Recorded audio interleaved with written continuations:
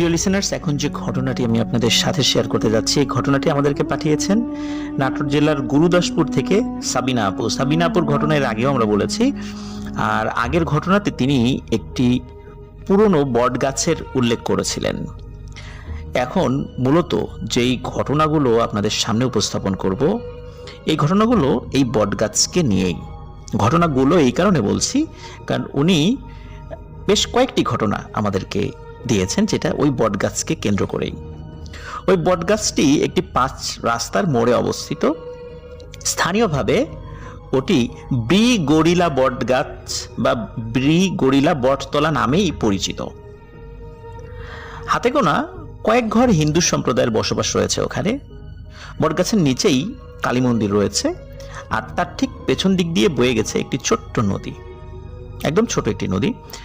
তো মূলত প্রথম যে ঘটনাটি সেটি ওনার বাবাকে কেন্দ্র করে। ওনার আব্বু একজন খুব বিলাসী একজন মানুষ ছিলেন, কাজকাম খুবই কম করতেন। ছোটবেলা থেকে তিনি সংসারে কোনো কাজ করেছেন বলে আসলে তেমন কেউ বলতেই পারেন না, মানে সংসারের যে কাজগুলো আর কি। ওনার আব্বু ছিলেন পরিবারের বড় ছেলে, সম্ভ্রান্ত পরিবারের কারণে কেউ কখনো তাকে দিয়ে কাজের কথা বলতোও না। সব কাজের লোকরাই করতো। আর ওনার আব্বু মূলত যেটি করতেন সেটা হলো বন্ধুদের নিয়ে আড্ডা, গল্প, মাছ ধরা, বাঁশের কঞ্চি দিয়ে শখ করে নানা রকম জিনিস তৈরি করা, এই ধরনের জিনিসগুলো উনি করতে পছন্দ করতেন। আর ওনার প্রধান নেশা ছিল মাছ ধরা। তো এইভাবেই চলছিল ওনার দিন। ওনার আব্বুর এক হিন্দু বন্ধু ছিল সেই হিন্দু পাড়ায়, যার নাম হলো মাখন হালদার। সেও ছিল একজন সম্ভ্রান্ত হিন্দু লোক। তো ঘটনাটি মূলত যখন ঘটে তখন এখন থেকে আরো 27 বছর আগের কথা। 27 বছর আগে, কারণ সাবিনা আপুর বয়স এখন 27 বছর। ওনার জন্মের আগের ঘটনা এটি। তখন ওনার আব্বু তো একজন যুবক ছিলেন আর কি। একদিন ওনার আব্বু সেই ওনার যে হিন্দু বন্ধু মাখন হালদারের বাড়িতে আসেন। ওই দিন আবার ওই মাখন হালদারের বাড়িতে একটি অনুষ্ঠান ছিল। তো ওই অনুষ্ঠান উপলক্ষেই তিনি আমন্ত্রিত ছিলেন। তো ওখানকার যেই সমস্ত প্রোগ্রামগুলো সব কিছু শেষ করতে করতে, খাওয়া দাওয়া করে গল্প গুজব করতে করতে অনেক রাত হয়ে যায়। তখন ওনার আব্বু বাড়ি ফিরবেন। তো ওনার বন্ধু এবং তার পরিবারের লোকদের থেকে উনি বিদায় নিয়ে বাড়ির পথে পা বাড়ান। ওনার যে বন্ধু ওই মাখন হালদার, তার বাড়ি ওই বট গাছের কাছাকাছি ছিল, কিন্তু ওনাদের যে বাড়িটা ওই সময়ে সেটা কিন্তু ওই বটগাছ থেকে 2 থেকে 3 কিলোমিটার দূরে ছিল, এবং যাওয়ার জন্য জঙ্গলের মাঝের একটি রাস্তা পেরিয়ে অন্য পাড়ায় গিয়ে সেই বাড়ি, মানে ওনাদের বাড়িটা ছিল, যার কারণে বেশ অনেকটা পথ কিন্তু হেঁটে যেতে হবে। আর ওই সময় কিন্তু এত জনবসতিও এখানে ছিল না। আর ওই বটগাছটার নিচে একটি হাট বসতো। তো অনেক আগেই সেই হাটটি কোনো একটা কারণে অন্য জায়গায় স্থানান্তর করা হয়। যাই হোক, সাবিনাপুর আব্বু ওনার বন্ধুর পরিবারের লোকদের কাছ থেকে বিদায় নিয়ে বাড়ির পথে হাঁটতে হাঁটতে বট গাছের কাছে যখনই এসেছেন, হঠাৎ করে ওনার আব্বু দেখেন তার সামনে, মানে একদম সামনে আর কি, সেই বট গাছের ডালের সাথে হাতির শুঁড়ের মতো মোটা লম্বা কালো কুচকুচে চিকচিক করছে একদম কিছু একটা ঝুলে আছে। এটা কোনো সাপও না, হাতির শুঁড়ও না, এটা যে কি জিনিস এটা উনি বুঝতে পারেননি। ওই জিনিসটি এমনভাবে ইশারা করছে যে ওনার আব্বু যেন আর এক পা সামনে না আগান। এমন একটা ভয়ঙ্কর জিনিস দেখে ওনার আব্বা খুবই ভয় পান এবং পেছন দিকে দৌড়াতে থাকেন এবং গিয়ে ওনার বন্ধুর সেই বাড়িতে যান। ওনার বন্ধুর বাড়িতে গিয়ে সব ঘটনা খুলে বলেন যে এরকম একটা জিনিস উনি দেখেছেন। তখন ওনার সাবিনাপুর আব্বার বন্ধু যে মাখন হালদার এবং মাখন হালদারের বাড়ির যেই লোকজন রয়েছে, এরকম বেশ কয়েকজন লোকজন, তারা সকলে ওই জায়গাতে আসেন এবং এসে দেখেন না, কিছুই নেই, সবকিছু আগের মতোই। এবং তারা যে কাজটি করেন সেটা হলো সাবিনাপুর আব্বুকে তার বাড়ি পর্যন্ত এগিয়ে দেন। প্রিয় লিসেনার, সাধারণত বট গাছে যেটা হয় সেটা হচ্ছে যে আমরা বিভিন্ন ধরনের অবয়ব দেখি, কিন্তু এই ধরনের হাতির শুঁড়ের মতো কোনো একটা জিনিস, যেটা ওই বট গাছের যেই শেকড়ের মতো যেটা ঝুলে থাকে ডাল থেকে, সেটাও না, এই ধরনের কোনো একটা অদ্ভুত জিনিস যেটা সাপও না, এটা আসলে কি হতে পারে? এটা আমি নিজেও আসলে বুঝতে পারিনি যেটা কি হতে পারে। এটা তো কোনো অবয়বও না, মানুষের মতো অবয়ব বা ভয়ঙ্কর কোনো অবয়ব তা না। তাহলে এটা কি হতে পারে? অনেকেই ওই বটগাছকে অনেক ভয় পান। ওই বটগাছের নিচে বিভিন্ন সময় বিভিন্ন ধরনের ঘটনা ঘটেছে। যেমন 2004-5 সালের দিকে একটি ছেলে তার বাবার সাথে হলুদ কিনতে গিয়েছিল। তার বাবা মূলত হলুদের ব্যাপারই ছিল, বিভিন্ন গ্রাম থেকে মানে হলুদ সংগ্রহ করত, পরে হাটে আবার সেটা একটু বেশি দামে বিক্রি করত। ওই ছেলেটি কোনো কারণে ওইখানে গিয়ে একটি বিপদে পড়েছিল। পরে দীর্ঘদিন ভোগার পর নির্দিষ্ট রিচুয়ালের মাধ্যমে সে এই বিষয়টি থেকে মুক্তি লাভ করে। আর আরও একজন মহিলা, ওই গ্রামের একজন মহিলা, এই ঘটনাটি অবশ্য অনেক আগের ঘটনা, সেটি হলো যে ওই বট গাছের পাতা তার ছাগলকে খাওয়ানোর জন্য ছিঁড়েছিলেন বলে তিনি বিশাল এক বিপদে পড়েছিলেন বলে শোনা যায়। এখন এটা কি সে বিপদে বা সে অসুস্থ হয়েছিল, এটা কি মানে ওই বট গাছের পাতা ছেঁড়ার কারণেই কিনা, আবার এমনিতেও হতে পারে। ওখানকার লোকদের এটা একটা বিশ্বাস যে ওই বট গাছে অসংখ্য জিন রয়েছে, যেই জিনগুলো হিন্দু জিন, যারা এই বট গাছের কেউ যদি কোনো ক্ষয়ক্ষতি করার চেষ্টা করে তাহলে তারাও ওই ব্যক্তির ক্ষয়ক্ষতি করেন। যাই হোক, এবার চলে যাচ্ছি আমরা সাবিনা আপুর যেই ঘটনাগুলো মানে আমরা পেয়েছি তার সেকেন্ড পার্টে। এই ঘটনা খুব বেশি দিন আগের নয়, এটা 2020 সালে মার্চ মাসের শেষ দিকে, যখন করোনার লকডাউন মানে হবে বা লকডাউন চলছে এমন একটা সময় আর কি।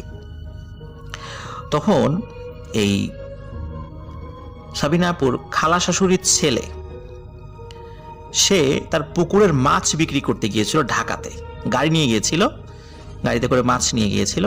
তো ঢাকা থেকে তিনি বাড়িতে ফিরছেন, তো আসার পথে তাকে মানে ওই গাড়ি সহ 4 থেকে 5 কিলোমিটার দূরে তিনি গাড়ি রাখতে বাধ্য হন, কারণ এরপরে আর গাড়ি নিয়ে যাওয়াটা একটু ঝামেলা ছিল, কারণ ওই সময় লকডাউন চলছে, রাত তখন আনুমানিক 1:30 বাজে। তো সে যেদিক দিয়ে যাবে সেই বাজার থেকে 2টা রাস্তা গেছে, একটা বট গাছের পাশ দিয়ে গেছে একটু ঘুরে, আর আরেকটা সোজা পাকা রাস্তা ধরে একটা শর্টকাট রাস্তা। তো সেই শর্টকাট রাস্তায় সেখানেও লকডাউনের জন্য পুলিশ টহল দিচ্ছিল। তখন তিনি ভাবলেন এখন যদি শর্টকাট রাস্তা দিয়ে তিনি যান তাহলে পুলিশের নানা রকম প্রশ্নের সম্মুখীন হতে হবে, যেহেতু ওনার গাড়িটা দূরে, আবার সাথে কেউ নাই, তাহলে কি প্রমাণ দেবেন যে তিনি মাছ বিক্রি করতে গিয়েছিলেন। এই কারণে তিনি ভাবলেন যাই হোক, ঘোড়া রাস্তা হোক, উনি বট গাছের ওই দিকটা দিয়েই যাবেন, যা হয় হবে। তো উনি হাঁটতে হাঁটতে এক পর্যায়ে সেই বট গাছের কাছে আসেন, এবং সেই বট গাছের নিচে যখন তিনি এসেছেন হঠাৎ করে তার মনে হলো কে যেন তার সামনে দিয়ে সা করে খুব দ্রুত চলে গেল। মনে হলো একটা মানুষের অবয়ব, একটা মানুষের অবয়বের যে অনুভূতি, তার মানে কারো পাশ দিয়ে যদি সা করে চলে যায়, ঠিক একটা মানুষের যেরকম অনুভূতি হয় ঠিক তেমন। কিছুক্ষণ পরে মনে হলো যেই দিক দিয়ে গিয়েছে ওই মানে অবয়বটি আবার উল্টো দিকে সা করে চলে আসে। মনে হলো একটা বাতাসের মতো কিছু একটা উনি দেখলেন, 2 বারই যে গেল এবং আসলো, কিন্তু জিনিসটা কি উনি বুঝতে পারছিলেন না। উনি কিন্তু ওই বট গাছটার সম্পর্কে খুব ভালো মতোই জানতেন। তিনি বুঝতে পারলেন এইবার উনি একটা বিপদে পড়ে গিয়েছেন। এমনিতেই তো লকডাউন, মানুষজন তো খুব একটা বেশি বের হয় না, তারপরে এই বট গাছের এখানে এসে এরকম একটা বিপদে পড়লেন উনি। এখন উনি কি করবেন, কোন দিকে যাবেন? আর একদিকে যে যাবেন সেদিকে তো পুলিশ টহল দিচ্ছে। উনি খেয়াল করলেন যে ওই বট গাছের নিচে একটা মাচা তৈরি করা আছে, ওটা মানুষের বসার জন্য। বট গাছের পাশে 2টো দোকান রয়েছে, তো ওই দোকানের যারা মানে ক্রেতা বা ওখানে আবার কেউ চা খেতে আসে, তো তারা এসে বট গাছের নিচে ওই মাচার উপরে বসে একটু বিশ্রামের জন্য। তো যেহেতু ওই সময়টা গরমকাল ছিল, বাংলাদেশে 2020 সালে যখন লকডাউন দেয় তখন কিন্তু গরমের সময় লকডাউন দেওয়া হয়েছিল মূলত। তো গরমকাল হওয়ার জন্য তখনও ওই মাচায় একজন মানুষকে উনি মনে হলো দেখতে পেলেন।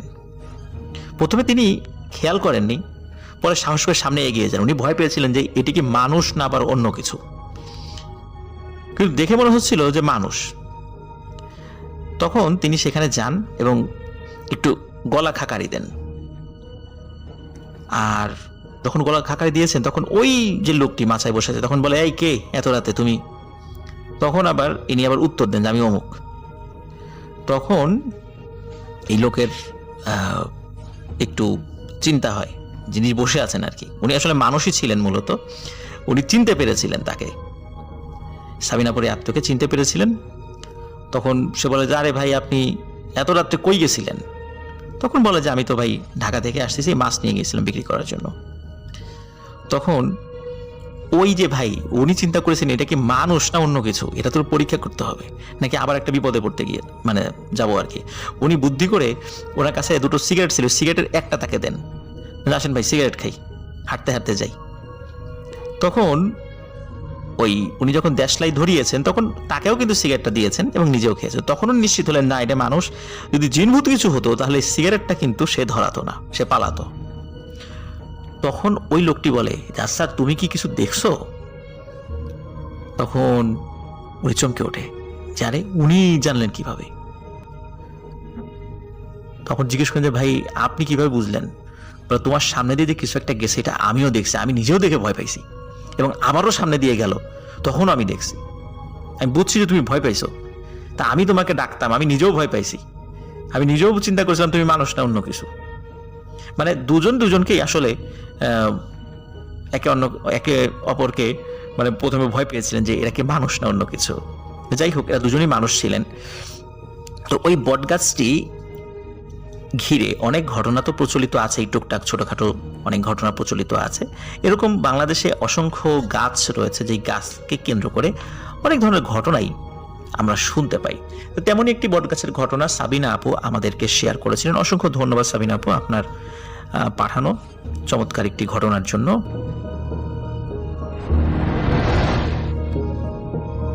শেষবার যে ঘটনাটা আমি শেয়ার করেছিলাম তা শেয়ার করার পর থেকে ধারণা করেছিলাম আপনাদের প্রতিক্রিয়াটা কীরকম হবে। আসলে আমি আমার অবস্থানটা পরিষ্কার করতে চেয়েছি। আমার জায়গায় অন্য কেউ থাকলে সে এমন করবে কিনা জানি না, কিন্তু আমি জানি আমার সামর্থ্য কতটুকু। দোষ দিলেই যে সে দোষী তা কিন্তু না। আমি একটা কথা এড়িয়ে গিয়েছিলাম যাতে করে আমার করা অপদার্থতা ঢেকে না যায়, আর তা হলো যখন তারা দেখেছেন যখন আর কোনো সমস্যা হচ্ছে না 20-22 দিন যাবৎ, তখন তারা আমাকে না জানিয়ে রিহান আর শ্রাবণীর বিয়ে দিয়ে দেন, পারিবারিকভাবেই দিয়ে দেন এবং কাউকে না জানিয়ে দেন। এত কিছু হয়ে গেল তারা কেউ আমার সাথে যোগাযোগ করেনি, আমিই করেছিলাম। বিয়ে দেওয়ার কোনো কথাই ছিল না, আমি ব্যবস্থা করে দিয়েছিলাম যাতে তারা দেশ ছেড়ে চলে যেতে পারে। এই কথাগুলো এই জন্যই আমি বলিনি, কারণ আমার কাছে মনে হয়েছে যে দায়ভার ওনাদের ঘাড়ে চাপানো হবে। এখানে দায়ভার আসার প্রশ্নই আসে না, কারণ তকদিরের লেখন পাল্টায় না। আমি পিছিয়ে গিয়েছি কারণ আমার পক্ষে সম্ভব ছিল না অতীতকে বারবার চোখের সামনে দেখা। আর ওদের মা বাবাদের দোষটাও দেওয়া ঠিক হবে না, কারণ তারা তো মনে করেছিল এবং মনে করে নিয়েছিলেন সমস্যা কেটে গেছে। সোয়াইবের সাথে কি হয়েছে তা আমাকে বলেননি আমির সাহেব আজও, তাই জানি না কি হয়েছে ওর সাথে। একটি কথা বলতে চাই, আমি আমার ঘটনা যা শেয়ার করি তা এক একটা এক এক সময়ের, কোনো অর্ডার মেনটেন করে ঘটনা শেয়ার করি না। তাই হয়তো এক এক সময় আমাকে এক এক রকম পরিস্থিতির মধ্যে দিয়ে যেতে দেখবেন। যখন যেই কেসটার কথা মনে আসে আমি তখনই সেটা শেয়ার করব। তো একদিন রাতে আমি বাইরে ছিলাম এবং একজন পরিচিত লোক আমাকে ফোন করেন এবং দেখা করতে চলে আসেন। তার সাথে একজন ভদ্রলোক ছিলেন যার নাম কবির। ছটফট করছিলেন খুব। তিনি আমাকে বলছিলেন তার স্ত্রীর অবস্থা ভালো না, সে বেহুশের মতো আজ প্রায় 42 দিন।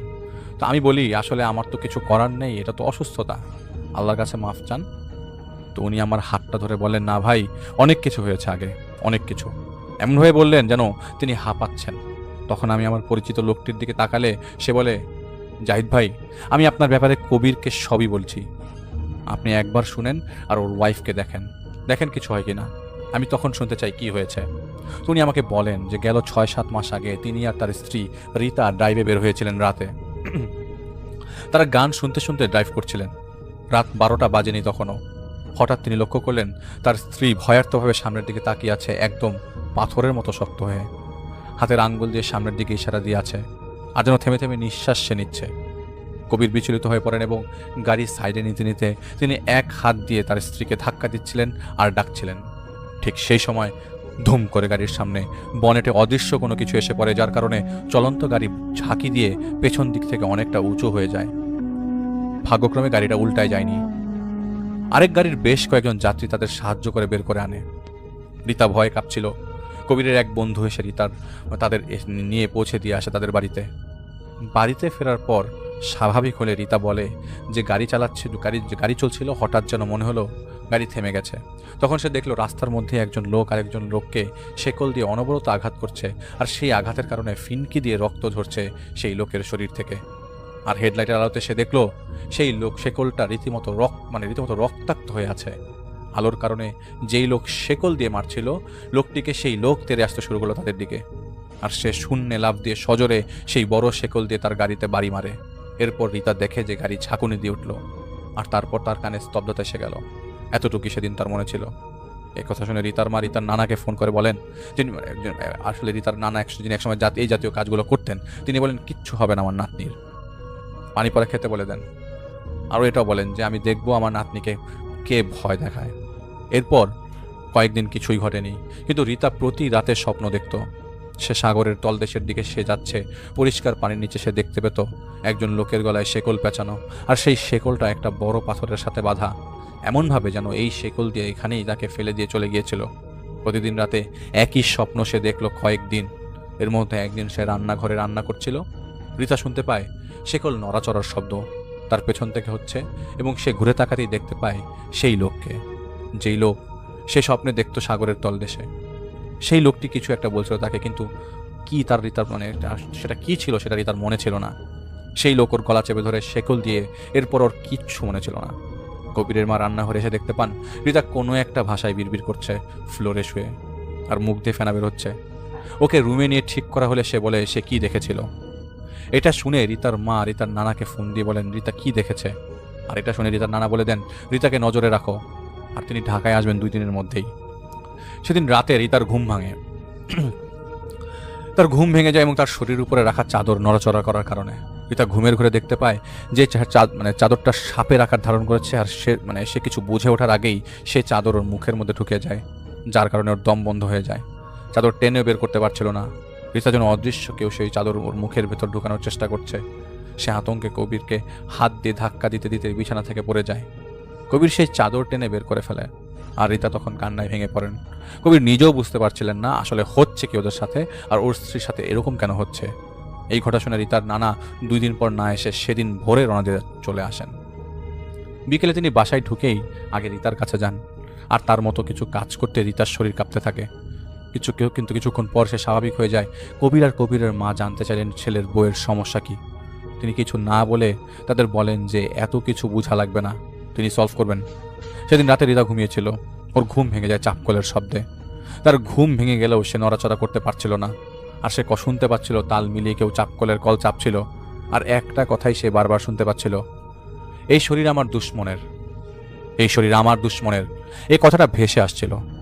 কোনোভাবে রিতা শব্দ করতে পারছিল না, মাথা নাড়ানো ছাড়া। সে বাম দিকে তাকিয়ে দেখতে পায় গলায় শেকল ঝুলিয়ে বসা হয়ে একজন লোক বসে আছে। এটা দেখে রিতা ভয়ে নিস্তেজ হয়ে যান।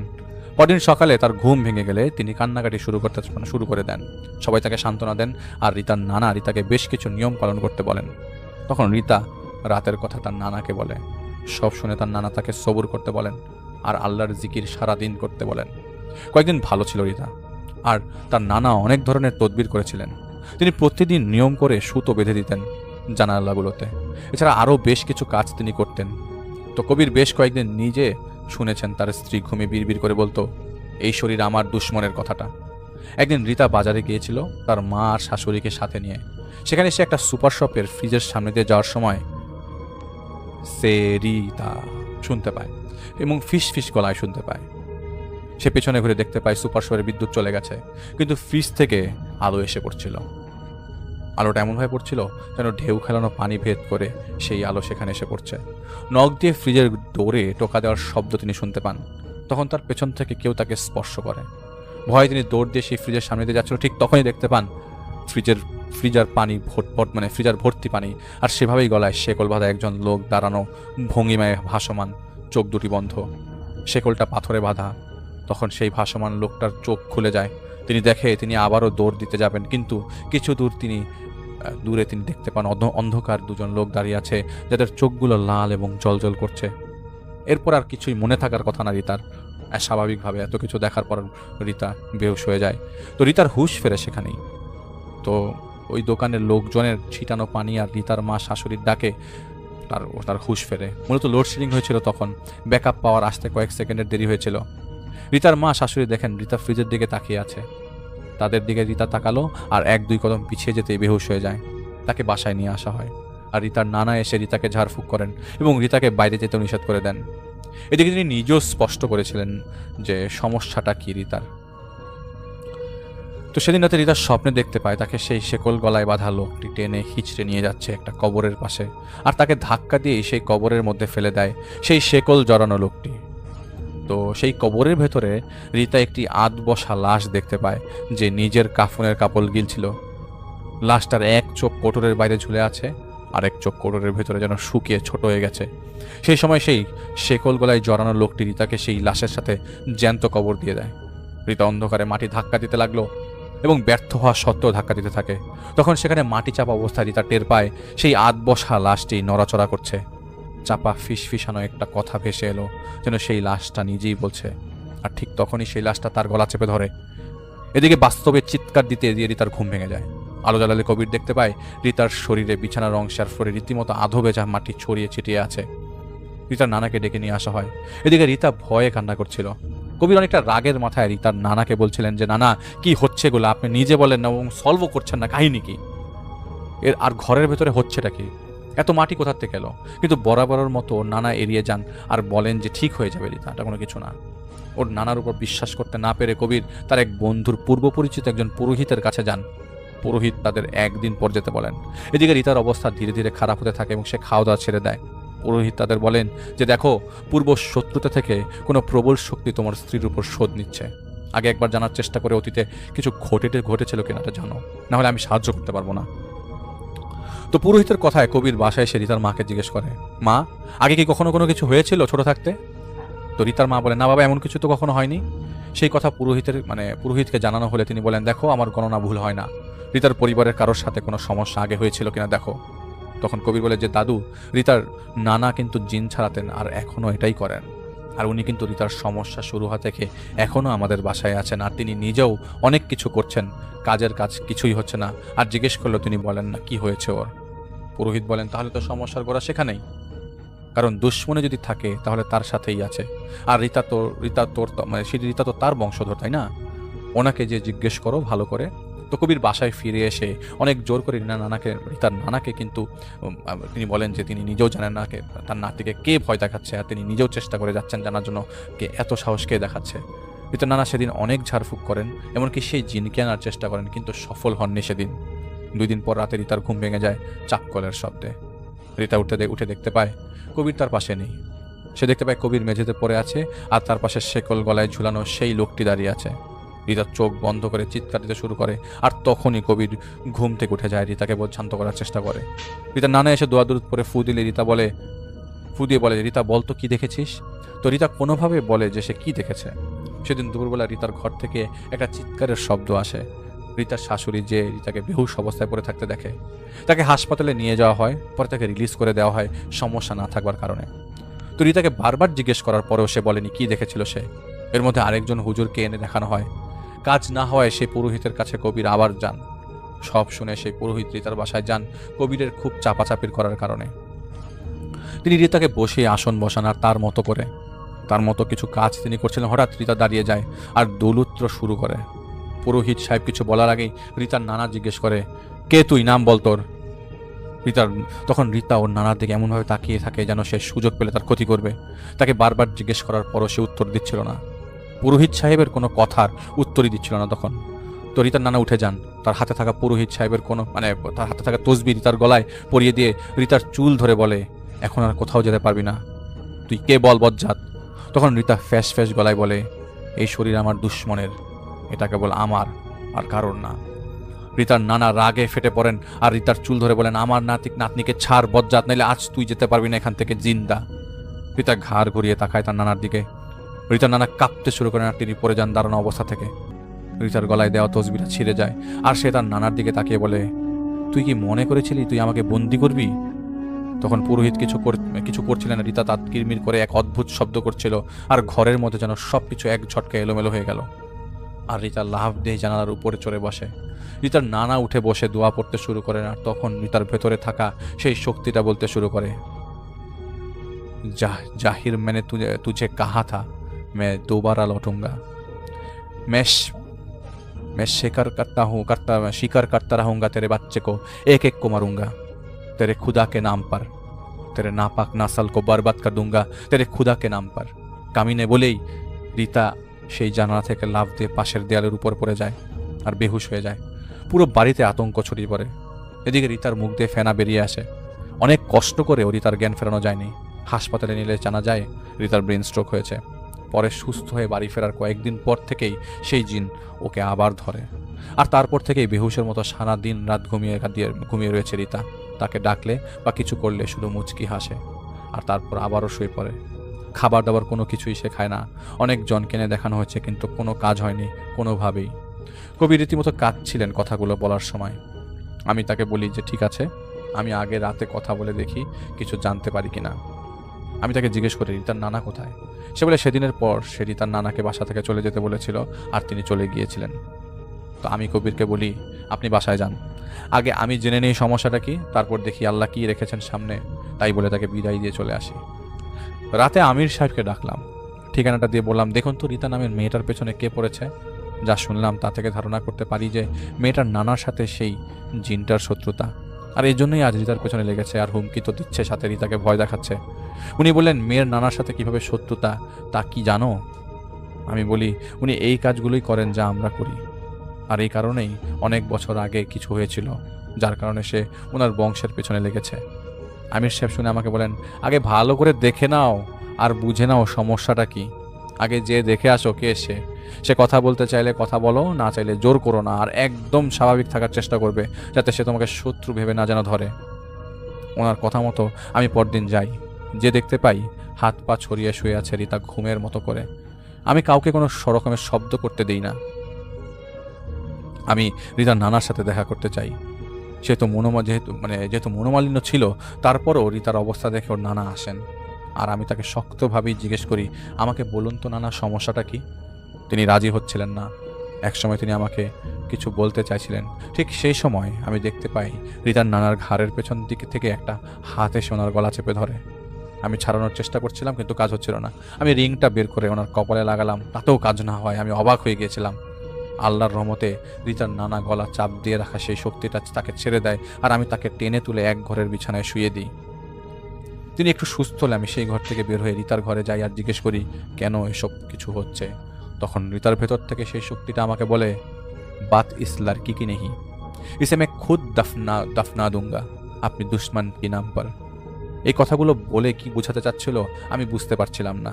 তাই আমি রিতার নানা যেই ঘরে বিশ্রাম নিচ্ছিলেন সেই ঘরে যে রিতার মা আর শাশুড়িকে আমাদের দুইজনকে কিছু সময়ের জন্য একা ছেড়ে দিতে বলি।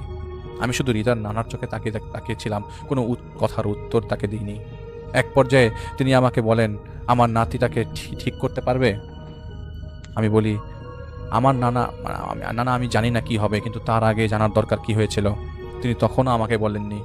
বারবার কিছু বলতে যেয়ে থেমে যাচ্ছিলেন, কিন্তু তার চোখ দেখে আমার মনে হচ্ছিল উনি হয়তো চাপের কারণে কিছু বলতে চাইছেন না। তাই আমি চলে আসি, সেখান থেকে চলে আসি সেদিন রাতে। আমির সাহেবকে বলি আমি যে ওর নানা মুখই খোলেননি, নিজেকে অনেক কিছু মনে করে ভাব দেখায় আমার সামনে, তাই চলে এসেছি। আর ওই জিন তো হুমকি দিচ্ছেই। তিনি আমাকে বলেন কাল আবার যাও, এবার সে বলবে তোমাকে। আমি বললাম সে আজ বলেনি, কাল বলবে কিভাবে। তিনি আমাকে বলেন আগে যাও না, ওনাকে রিতার সামনে নিয়ে যাও, বাকিটা আপনা আপনি হতে থাকবে। আর শোনো, ওনাকে তুমি বলবে যদি নিজের জ্ঞানের উপর অহংকার চলে আসে তখন সেই জ্ঞান একদিন কাজে আসে না। উনি মনে করেছিল সেই জিনকে তিনি পুনরায় কবজা করতে পারবেন, কিন্তু তিনি তা পারবেন না। তার জ্ঞান তার সাথে আর নেই, তিনি এখন শূন্য, আর কোনোদিন তিনি কিছুই করতে পারবেন না যতদিন পর্যন্ত তিনি নিজেকে পরিষ্কার করতে না পারেন। উনি যদি আজকে না বলেন এই কেই জিন, তাহলে এমন তো না যে আমরা জানতে পারবো না। আমরা জানার চেষ্টা করছি আর জেনেও যাবো একদিন, ততদিনে দেরি হবে শুধু, আর কিছুই না। নিজেকে সবার চেয়ে বেশি জ্ঞানী ভাবা যায় কেবল আয়নার সামনে দাঁড়ালে। বাস্তবে কে কতটুকু জ্ঞানী তা তার কর্মই প্রমাণ করে। আমির সাহেবের ইশারাটা আমি বুঝেছিলাম, তাই পরদিন আসরেই আমি যাই সেখানে, আর রিতার নানাকে রিতার সামনে নিতে চাই, এবং তিনি যেতে চাননি। তখন আমি আমির সাহেবকে বলা কথাগুলো তাকে বলি। রিতার মা মানে তার মেয়ের সামনে আমি এটাও বলি যে আপনার বাবা দেরি করে ক্ষতি করাচ্ছেন আপনার মেয়ের। উনি ভাবছেন কেবল উনিই সমস্যার সমাধান করতে পারবেন, কিন্তু উনি ভুলে গেছেন কর্মফল নামে একটা জিনিস আছে। তখন রিতার মায়ের চাপাচাপিতে তিনি রাজি হন। আমি ওনার সাথে মাগরিবের নামাজ পড়ি একসাথে। এরপর তিনি আমাকে বলতে শুরু করেন আগে বলে রাখা ভালো, ওনার নাম জহির উদ্দিন। তখন 91 সাল। আমি আবারও বলছি, উনি আমাকে 1991 সালের কথা বলছিলেন। তিনি তখন বিহারে এক মাদ্রাসার শিক্ষক ছিলেন। সেই মাদ্রাসার বড় হুজুর জিন ছাড়াতেন এবং তদবিরের কাজ করতেন। আর ইনি ছিলেন তার ছাত্রের মতো। বড় হুজুর মারা যাওয়ার পর থেকে তিনি এই কাজগুলো করছিলেন। একদিন তার মাদ্রাসায় একজন লোক আসেন তার 1 মাসের শিশু বাচ্চাকে নিয়ে, যার পুরো শরীর নীল এবং ঠান্ডা ছিল। তো শিশুর বাবা বলছিলেন, জন্মের কয়েকদিন পর থেকে বাচ্চা খাবার দাবার খায় না, নড়াচড়াও করে না, কান্নাকাটি করে না। দেখেন, গেল কয়েকদিন ধরে শরীর থেকে পচা গন্ধ আসে আর পেটও ফুলে গেছে। তিনি বাচ্চাটাকে দেখার সাথে সাথে 2 পা পিছিয়ে যান আর বাচ্চাটাকে মাটিতে রাখতে বলেন তাকে। তিনি বলেন, তুমি দেখো না যে তোমার বাচ্চাটা মরে গেছে, পেট ফুলে গেছে? তখন সেই লোক বলে, হুজুর বলেন কি, আমার বাচ্চা তো নড়াচড়া করে, ওই যে দেখেন চোখ খোলা। তখন তিনি আরেকটু এগিয়ে এসে দেখতে পান যে বাচ্চাটা নড়াচড়া করছে আর আসলেই তাকিয়ে আছে, কিন্তু বাচ্চাটার চোখ গলে গেছে আর শরীরেও পচন লেগেছে, যা বাচ্চাটার বাবা দেখছে না। উনি তো বুঝতে পেরেছেন সমস্যা কি, তাই তিনি বাচ্চাটার চারপাশে একটা গোল দাগ দিয়ে এবং বাচ্চাটার বাবাকে বলেন, চুপচাপ বসে থাকো, যা কিছু হবার হোক, তুমি কিন্তু ভয় পাবে না, বসে থাকবে। বলেই তিনি একটা বেত নিয়ে আর একটা গোল দাগ মাটিতে এঁকে বসেন এবং কিছু আয়াত পড়তে পড়তে মাটিতে লাঠির বাড়ি মারতে লাগলেন। এক একটা বাড়িতে সেই শিশুটি শুয়ে থাকা অবস্থায় কেঁপে উঠছিল। আর এক সময় শিশুটি মাথা ডান দিকে বাম দিকে অনবরত নাড়াতে থাকে আর একটা শব্দ হয়ে ফুলে থাকা পেটটা ফেটে যায় আর সেখান থেকে পচা গলা অংশ এবং লাশ খেকো পোকা বেরিয়ে পড়ে। আর সেই অবস্থায় সেই শিশুটি দাঁড়িয়ে যায়, শূন্যে একটা লাফ দেয় এবং নিচে পড়ে যায়। এই ঘটনা দেখে শিশুটির বাবা ভয়ে পালিয়ে যায়। পরে শিশুর বাবার সাথে আসা লোকজন জানতে চায়, হুজুর কি হয়েছিল? উনি বলেন যে বদজিন আসর করেছিল, যখন বাচ্চাটা মরে গেছে তখনই, হয়তো ওই বাচ্চাটাকে মেরেছিল। এখন তো জিনটা পালিয়ে গেছে, তাই জানতে পারলাম না কি কারণে সেই কাজ করেছে। সেই জিন বাচ্চার ভেতরেই ছিল, যার কারণে তোমাদের মধ্যে হয়েছে, মানে সেই বাচ্চাটা জীবিত, মানে তোমাদের মনে হয়েছে বাচ্চাটা জীবিত, কিন্তু তোমরা যখন এখানে এনেছিলে তখনই আমি বুঝে গিয়েছিলাম যে কি হয়েছে। যা হবার হয়ে গেছে, বাচ্চাটাকে দাফন দিয়ে দাও। পরে তারা লাশ নিয়ে চলে যায়। এর কয়েকদিন পর তিনি রাতে স্বপ্নে দেখতে পান সেই বাচ্চাটার বাবা একটা বট গাছের দিকে যাচ্ছে আর সেই গাছ থেকে একটা দড়ি ঝুলে পড়ে নিচের দিকে। সেই দড়ি সেই লোক গলায় বাঁধে আর তখনই সেই দড়িটা গাছের উপর থেকে কেউ টেনে তুলে আর সেই লোক ফাঁসিতে ঝুলে যায়। এটুকু দেখেই তার ঘুম ভেঙে যায়। সেদিন দুপুর নাগাদ তিনি জানতে পারেন সেই গ্রামের শেষের দিকে সীমানায় থাকা একটা বট গাছে সেই বাচ্চাটার বাবা ফাঁসিতে ঝুলছে। সেই লোককে কবর দেওয়া হয় জানাজা না পড়িয়ে। গ্রামের আরেক কোণে থাকা বন জঙ্গলের মধ্যে তাড়াহুড়া করে দাফন দেওয়া হয়। তো উনি এমন গুরুত্ব দেননি। সেদিন তিনি কোনো কাজে পাশের গ্রামে গিয়েছিলেন। ফিরতে ফিরতে সন্ধ্যা পার হয়ে রাত হয়ে গেছে। হেঁটেই ফিরছিলেন তিনি। একসময় তিনি লক্ষ্য করলেন তার পেছনে কেউ একটু দূরত্ব বজায় রেখে হাঁটছে। যতটুকু বুঝেছিলেন একটা মানুষ যে ঢুলে ঢুলে চলছে। কিছুক্ষণ পর সেই লোককে তিনি দেখতে পান যে ফাঁসিতে ঝুলেছিল সেই লোককে, যে তার কাছাকাছি দূরত্বে হাঁটছে আর খিলখিলিয়ে হাসছে। তা দেখে তিনি তার হাতে তসবি তাকে দেখান আর বলেন, বজ্জাত হারামি, পালিয়ে যা, নইলে তোকে বন্দি করব। এটা শুনে সেই লোক আরো জোরে হাসতে শুরু করে আর অনেকটা বাতাসে ভেসে একটা গাছে যেয়ে বসে আর ওনাকে উদ্দেশ্য করে বলে, ইহা সে ভাগ যা, নেই তো তুঝে মে মার দুঙ্গা।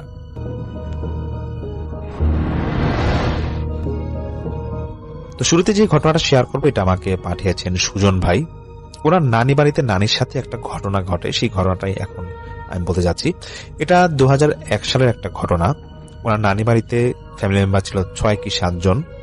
তো ওনার ছোট খালাটা, মানে সুজন ভাইয়ের ছোট খালার তখন মাত্র বিয়ে হয়। আর সেই ছোট খালার শ্বশুর বাড়ি ছিল ওনার নানি বাড়ির থেকে প্রায় 2-3 গ্রাম দূরে। তো সুজন ভাইয়ের নানি, উনি নাকি ছোটবেলা থেকে জিন পালতেন এবং ওনার সাথে একটা সবসময় ভালো জিন থাকতো। প্রত্যেক দিন ঈশান নামাজের পর সেই ভালো জিনকে তিনি ডাকতেন এবং সেই জিন আসতো এবং মাঝে মাঝে নাকি সেই জিনের মাধ্যমে তিনি গ্রামের অনেকে সেবা করে থাকতেন। তো ওনার যেহেতু, মানে সে সুজন ভাইয়ের খালার যেহেতু বিয়ে হয়েছে, তো একদিন ওনার নানু ঠিক করে যে সেই খালার শ্বশুর বাড়িতে পিঠা বানিয়ে নিয়ে যাবে। এরকম সারাদিন সারা রাত ধরে তিনি পিঠা বানান।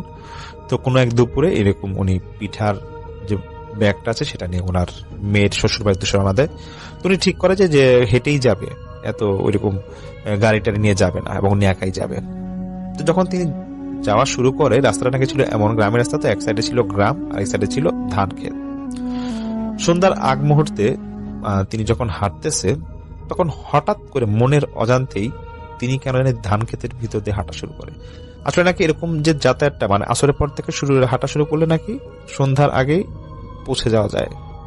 তখন নাকি ছিল গরমকাল, তো মাগরিবের সময়টা ছিল অনেক পরে। যাই হোক, এরকম তো উনি ধান ক্ষেতের মধ্যে হাঁটতে থাকে। তো উনি যখন হাঁটতেছে, হাঁটতে হাঁটতে নিজের অজান্তেই হাঁটতেছে, রাতে 1টা কি 1:30 বাজবে, তখন হঠাৎ করে ওনার একটু সেন্স আসে সেই নারীর, যে আমি কি ব্যাপার, এত রাতে আমি এখানে কি করতেছি, এখানে হাঁটতেছি কেন। তো উনি শুধু দেখতেছে যে বাজে আকৃতির কিছু একটা দূরের থেকে মনে দেখলো, দেখে নিজেই ভয় পেয়ে গেল। ভয় পেয়ে যাওয়ার পর ওনার দেখতেছে হাতের যে পিঠার ওনার ব্যাগগুলা ছিল, দেখতেছে আশেপাশে পিঠা নাই এবং পিঠার ব্যাগটা খালি পড়ে আছে। তখন ওনার সাথে যে ভালো জিনটা আছে সে শুধু সেই নানিকে এসে বলতেছে যে তুমি কিভাবে এখানে আসলা। তখন সেই নানি বলতেছে আমি তো পিঠা নিয়ে, এরকম বলা যায়, পিঠা নিয়ে রওনা দিয়েছিলাম সে তো অনেক আগে, আসরের পর পর, তখন বা একটু দিন থাকতে থাকতে এখন দেখি রাত হয়ে গেল। তখন সেই জিন বলতেছে যে রাত হয়ে গেল মানে এখন বুঝো যে তাহাজ্জুদের সময় হয়ে গেছে। তাহাজ্জুদের সময় মানে প্রায় 1:30-2টা এরকম বলতেছে। তখন সেই জিন বলতেছে যা হোক, তোমাকে একটা বদ জিন ভর করছিল, তোমার হাতে যেহেতু পিঠা ছিল, সে এরকম পিঠার লোভে এরকম বদ জিনটা তোমাকে ভর করে এখানে নিয়ে আসছে এবং তোমাকে ঘুরপাক খাওয়াচ্ছিল। তোমার এখন যেহেতু সেন্স আসছে, একটা কাজ করো, আমি চেষ্টা করতেছি তোমাকে বাঁচানোর জন্য, কিছু কাজ দিব। তো তুমি একটা বাসার ঠিক দেখাইতে যাই যে এখানে যে বাসাটা আছে, বাসার ভিতরে একটা লোহা পাবা, এই পাশে নাকি একটা পরিত্যক্ত বাসা ছিল, সেখানে বলছে এখানে একটা লোহা পাবা, তুমি যদি কষ্ট করে সেই লোহাটা নিয়ে আসতে পারো এবং তুমি যেখানে দাঁড়ায় আছো এখানে চারপাশে বৃত্তাকার করে এখানে দাঁড়ায় থাকবে এবং কিছু দোয়া দিব, দোয়াগুলা এবং আমলগুলা করতে থাকো, দেখবা তোমাকে খারাপ কিছু আসর করবে না। তো সে ভালো জিনটা বলতেছে দেখো, এই খারাপ জিনটা যেটা তোমাকে ভর করছে সেই মুহূর্তে নাই, কিন্তু সে কিছুক্ষণের মধ্যে আবার আসবে এবং সে আমার থেকে খুব শক্তিশালী, তোমাকে আমি যে কাজটা করলাম দিলাম তুমি সেটা করো। তখন সেই নানি ওই পাশে যে পরিত্যক্ত বাসাটা ছিল সেখান থেকে, ঠিক ধান ক্ষেত্রের পাশে নাকি ছিল, সেখান থেকে কিছু একটা লোহার শাবলের মতো এটা কিছু একটা ছিল, সেটা নিয়ে তিনি বৃত্তাকার করে ওই সেই বৃত্তের মধ্যে বসে এবং উনি অনেক আমল করতে থাকে। সঙ্গে সঙ্গে নাকি সেই বদজিনটা সে আসতেছে, মানে আসতেছে এটা নাকি নানি বুঝতে পারতেছিল না, শুধু বুঝতেছিল যে আশেপাশে কিছু কুকুর কিছুক্ষণ ডাকতেছিল এবং মানে অন্ধকার, তো অন্ধকারের মধ্যে কোনো একটা প্রাণী এসে ওনাকে মানে ওনাকে কিছু বলতে ভয় দেখাচ্ছে আর কি। এমন সময় আপনাকে একটা ভয়েস আসে এবং ভয়েসটা ছিল খুব গম্ভীর আকৃতির একটা ভয়েস ছিল এবং বলতেছে যে তুই এটা কি করলি, তুই চারপাশে এটা কি করছিস, আমি তো ঢুকতে পারতেছি না, তোকে আমি শেষ করে দিব, আমাকে আরো পিঠা দে, আমি আরো খাবো। এরকম যখন বলতেছে তখন সেই নানি কিছুই বলতেছে না, জোরে জোরে দোয়া পড়তেছিল। তখন মানে প্রায় নাকি ফজরের আগ মুহূর্ত হয়ে যাবে, যখন আজান দূরের থেকে শোনা যাচ্ছিল, তখন সেই বদ জিনিসটা চলে গেছে এবং সেই ভালো জিন আবার আসে এবং সেই সুজন ভাই নানিকে বলতেছে যে দেখেন আপনার ওই যে জিনিসটা ঘটছিল সেটা মানে সেই ভাড়াটা কেটে গেছে, সেই বদ দিন চলে গেছে, আপনি এই রাস্তাতে কখনো আসা যাওয়া করেন না, মেয়ের বাসায় গেলে আর আপনি একটু সাবধানে থাকেন, আর আপনার আজকে আর মেয়ের বাসায় যাওয়া দরকার নাই, আলো হোক, আলো হলে আপনি চলে যান, আপনার কোনো ক্ষতি আর হবে না। পরে নাকি ফজরের পর যখন আলো হয় তখন তিনি তার বাসায় চলে যান এবং ওনার বাসার সবাইকে ঘটনাটা জানান। এটা একটা ছোট ঘটনা ছিল।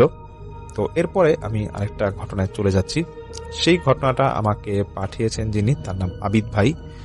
তো আবিদ ভাই যেটা বলে যে ওনার সাথে একটা ঘটনা ঘটে ওনার দাদুকে নিয়ে, এটা বেশ কয়েক বছর আগের ঘটনা।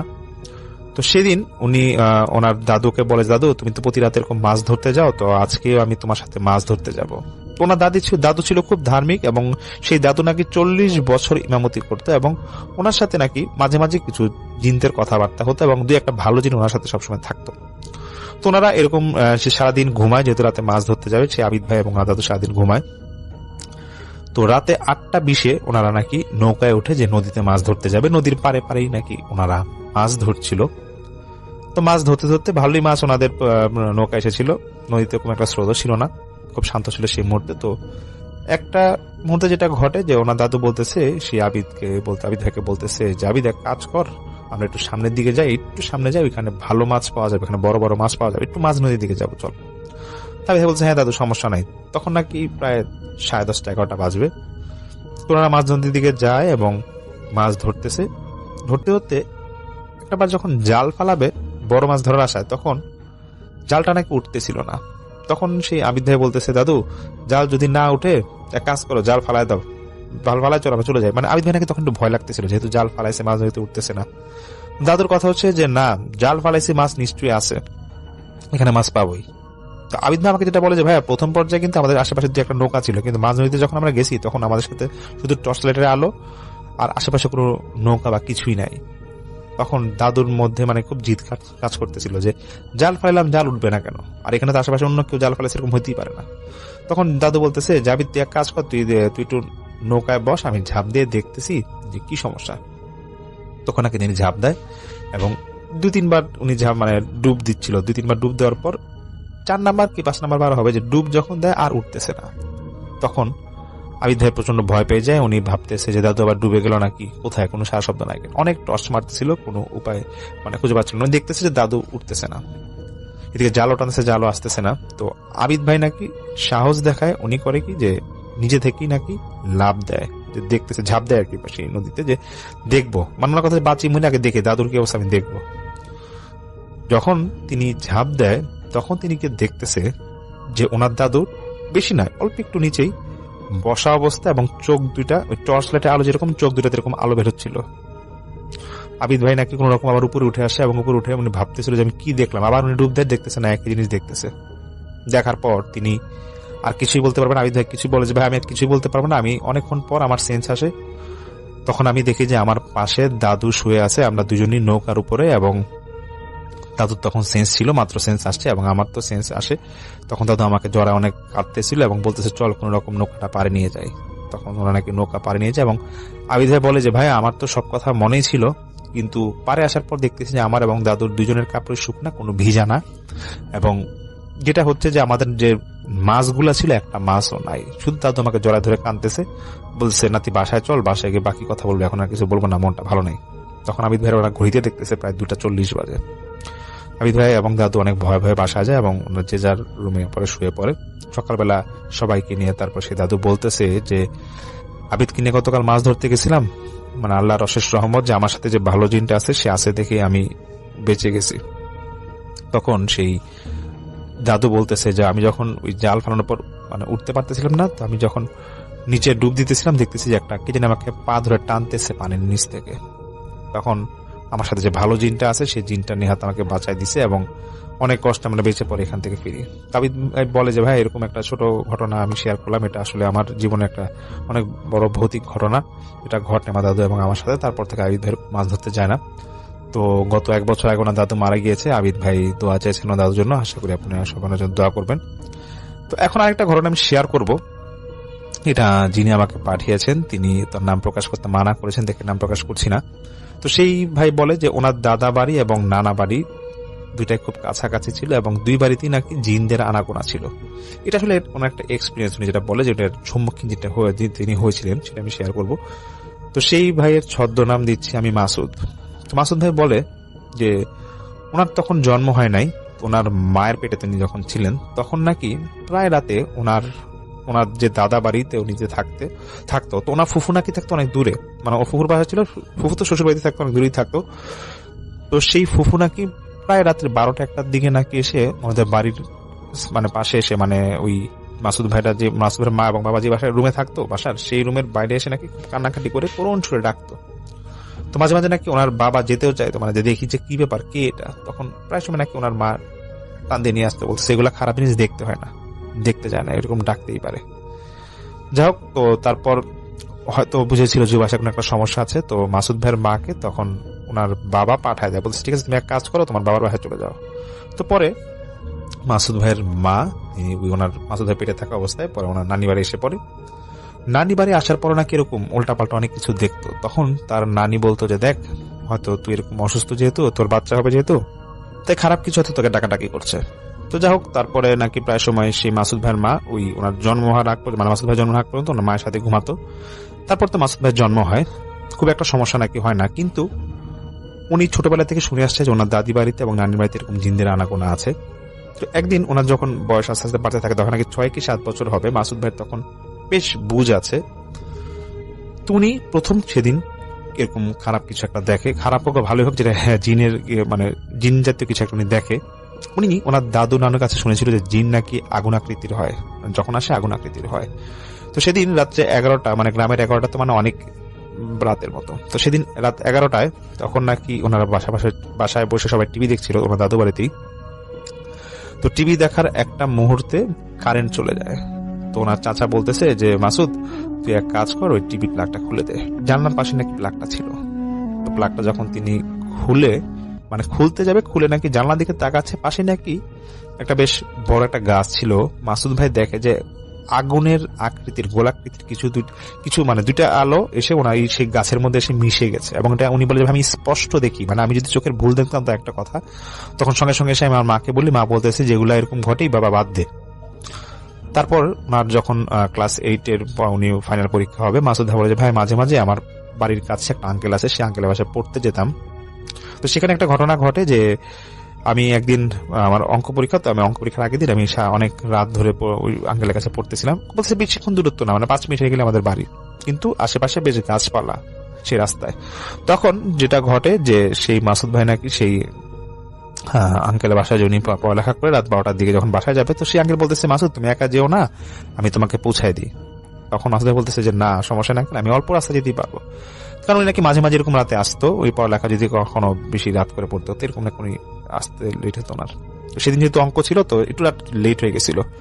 তো মাসুদ ভাই বলতেছে ভাই আমি যখন একা আসি তখন আমি নিজের থেকে গুনগুন করে গান গাইতাম, অথবা ওই যে হামনাত এগুলো পড়তাম, পড়তে পড়তে এসে পড়তাম। তো সেদিন যখন আমি হাঁটা শুরু করি, একটা বাঁশ গাছ মানে বাঁশ ঝাড়ের মতো একটা ছিল, আমি দেখতেছি যে বাঁশ ঝাড়ের বাঁশটা ঠিক আমি যখন এটা ক্রস করব তখন আমার সামনে এসে পড়ছে, মনে হচ্ছে যে কেউ ধাক্কা দিয়ে ফালাই দিছে।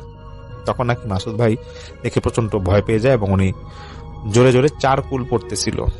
যখন পড়তেছে তখন নাকি সেই বাঁশটা নাকি অটোমেটিক সোজা হয়ে আবার নিজের জায়গায় চলে গেছে এবং একটা গোংরানির আওয়াজ আসতেছিল সেই বাঁশঝাড় থেকে, এবং প্রাণী, কোনো একটা প্রাণী যখন গোংরানি যেরকম আওয়াজ করে সেরকম আওয়াজ আসতেছিল, এবং মাসুদ ভাই দৌড় দিয়ে বাসায় এসে পড়ে।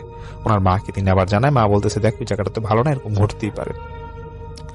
ঠিক তার কয়েকদিন পরে আবার এক পরীক্ষার সময় রাত্রে রাস্তা দিয়ে আসবে, তখন নাকি ওনাকে এরকম উনি রাত্রে যখন সাহস করে ভাবতেছে যে হয়তো যেটা হয়েছে আমি রাস্তাতে আবার আসি, তখন ওনার সাথে যে ঘটনাটা ঘটে যে এরকম আবার সেই বাসটা এরকম নেমে যায়।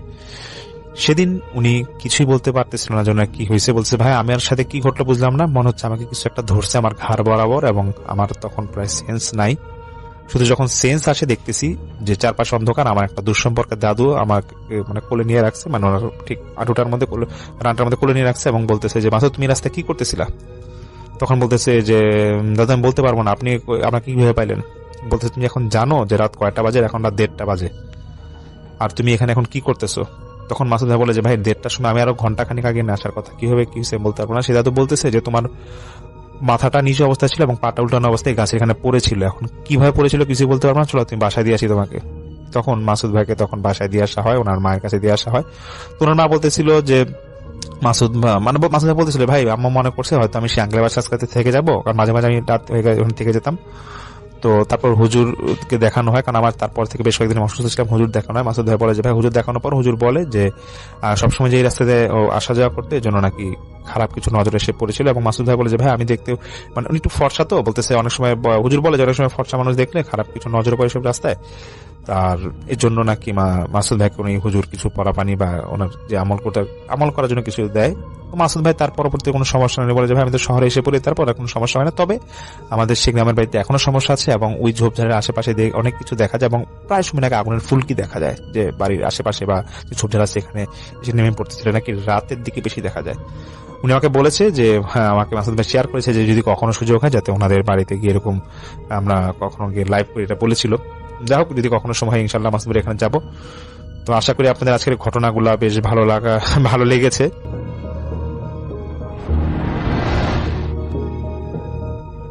আসসালামু আলাইকুম রাসেল ভাই, আমি আপনাকে এখন যে স্টোরিটি শেয়ার করতেছি আশা করি আপনি আমার এই অডিও ক্লিপটি প্লে করবেন। গ্রামটার নাম এখন কেউ উচ্চারণ করতে চায় না, অথচ একই সময় এই গ্রামে ছিল শাহপরান উচ্চ বিদ্যালয়, চারপাশে খোলা মাঠ, পুরনো গাছ, আর মাঝখানে দাঁড়িয়ে থাকা লাল ইটের দোতলা বিল্ডিং। দূর থেকেই নজর পড়তে লাগলো, কিন্তু প্রায় 10 বছর আগে হঠাৎ করেই স্কুলটা বন্ধ হয়ে যায়। অফিসিয়ালি বলা হয় ছাত্র সংখ্যা কমে যাওয়ার কারণে স্কুলটা বন্ধ হয়ে যায়, কিন্তু যারা কাছাকাছি থাকে তারা জানে শেষ কয়েক মাস স্কুলে অদ্ভুত কিছু ঘটতে শুরু করছিল। ক্লাস চলাকালে বেঞ্চ থেকে শব্দ আসে, খালি রুমে কেউ হাঁটতো, আর সবচেয়ে ভয়ঙ্কর ব্যাপার শেষে বেঞ্চ নাকি মাঝে মাঝে একজন ছাত্রকে বসে থাকতে দেখা যেত, যে মাথা নিচু করে থাকতো, কিন্তু কেউ কাছে গেলে আর থাকতো না। রাকিব এই শব্দগুলো বিশ্বাস করত না। সে সেখানে যাওয়ার সিদ্ধান্ত নেয়, কারণ সে একজন ইউটিউব ক্রিয়েটর। তার চ্যানেলে নিয়মিত 100% অথেন্টিক কন্টেন্ট সে আপলোড দেয়। তার প্ল্যান পুরনো স্কুল রাত কাটিয়ে সব রেকর্ড করা, সে বিকেলের দিকে স্কুলে পৌঁছায়। সূর্য তখন ডুবতে শুরু করে। গেট ভাঙা, সে ভেতরে ঢুকে দেখে সব কিছু এখনও আগের মতো। ক্লাসরুম, করিডোর, অফিস রুম সব কিছুই জায়গায় ধুলো জমে আছে। শুধু একটা জিনিস অদ্ভুত, কিছু কিছু জায়গায় ধুলো নেই, যেন কেউ নিয়মিত হাঁটে। সে ক্যামেরা অন করে ভেতরে ঢোকে। প্রথমে সব স্বাভাবিক লাগে। সে একটার পর একটা ক্লাসরুম ঘুরে দেখে। পুরনো ব্ল্যাকবোর্ড, এখনও চক দিয়ে লেখা অর্ধেক মুছে যাওয়া অঙ্ক, ব্রেঞ্চগুলো এলোমেলো, বরং সাজানো কেউ এখনও ক্লাস নেয়। সে একটু অস্বস্তি বোধ করে, কিন্তু নিজেকে সামলাতে রাত নেমে আসে। সে সিদ্ধান্ত নিল দ্বিতীয় তলার শেষ ক্লাসরুমে সে থাকবে, কারণ এই রুমটাই নিয়ে সবচেয়ে বেশি গল্প শোনা যায়। সে সেখানে গিয়ে বসে ক্যামেরা সেট করে। প্রথম 1 ঘন্টা কিছু হয় না। সে একটু স্বস্তি পায়, কিন্তু রাত বাড়ার সাথে সাথে বাতাস ঠান্ডা হতে থাকে। করিডোর থেকে হালকা পায়ের শব্দ ভেসে আসে, ধীরে ধীরে, যেন কেউ বাইরে হাঁটছে। সে দরজার দিকে তাকায়। তারপর কয়েক সেকেন্ড নীরবতা। তারপর দরজার হালকা টোকা পড়ে। রাকিব গলা শুকিয়ে বলে, কে? কোনো উত্তর নেই। সে উঠে দরজার কাছে যায়, খুলে দেখে করিডোর ফাঁকা, কিন্তু মেঝেতে নতুন পায়ের ছাপ, ধুলো সরানো, যেন কেউ একটু আগে হাঁটলো। সে পেছনে পায়ের ছাপ, ধুলো সরানো, যেন কেউ একটু আগে হাঁটলো। সে পেছনে তাকায়, তার নিজের পায়ের ছাপ। একদিন আর কত ছাপ অন্যদিকে যাবে, কেউ তো এখানে আসেনি। সে জমে থাকা ছাপগুলো নিয়ে কিছু ভাবতে থাকে। এরপর তার সামনে একটা কালো অবয়ব আসে দাঁড়ায়। সে ধীরে ধীরে বলে, এই কে তুমি? কোনো উত্তর নেই। সে ধীরে ধীরে এগিয়ে প্রতিটা পা ফেলতে ফেলতে ভয় পায়। কাছে গিয়ে দাঁড়ায়, হাত বাড়িয়ে ছুতে চায়। ঠিক তখনই ছাত্রটা ধীরে ধীরে মাথা তোলে, আর রাকিবের শরীর ঠান্ডা হয়ে যায়, কারণ তার নিজের মুখ একদম একই, শুধু চেহারাটা সম্পূর্ণ কালো আর মুখটা একটু ভাব নেই। সে আস্তে আস্তে বলে, দেরি করে ফেললি। রাকিব পেছনে সরে যায়, দৌড়ে দরজা খুলে বের হয়, করিডোরের এসে দাঁড়ায়, কিন্তু বের হয়েই বুঝতে পারে সব বদলে গেছে।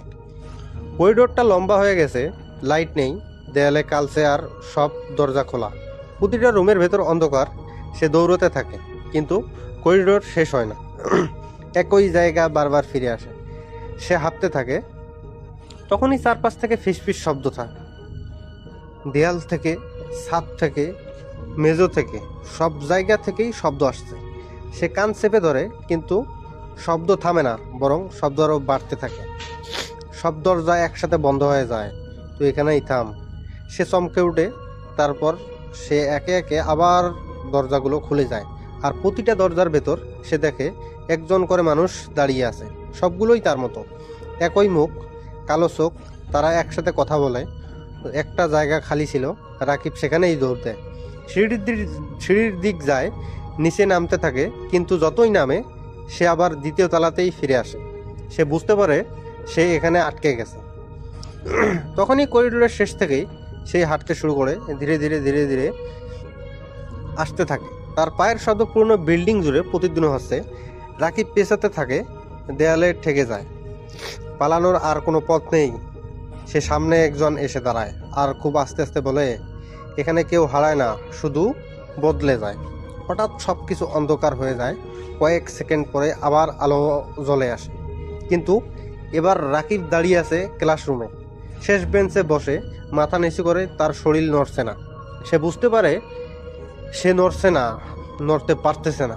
সে উঠতে চায়, কিন্তু পারে না, যেন তার শরীর, তার মাথা। এবং তখন তার দরজার দিক থেকে কেউ একজন এসে চেপে ধরে। ওই রুমে আরেকজন লোক ঢুকে পড়ে, নতুন কেউ, হাতে ক্যামেরা, ভয় নিয়ে চারপাশে তাকাচ্ছে। আর তখনই রাকিব বুঝতে পারে সে আর বাইরে নেই, সে এখন সেই শেষ বেঞ্চের, আর নতুন কেউ এসে গেছে তার জায়গা নিতে। তার মাথা নিচ থেকেই নিচু হয়ে যায়, আর ভেতর থেকে একটা কণ্ঠ বলে, অপেক্ষা কর, আরেকজন আসবে। পরের দিন সকালে গ্রামের কিছু লোক দূর থেকে দেখে স্কুলের দ্বিতীয় তলার একজন জানালায় বসে আছে, মাথা নিচু করে। তারা ভয়ে কাছে যায় না, কিন্তু কিছুক্ষণ পর সেই ছায়াটা মাথা তোলে, আর দূর থেকেও বোঝা যায় ওটা মানুষ না, কারণ মানুষের চোখ কখনো সাদা অংশ নেই।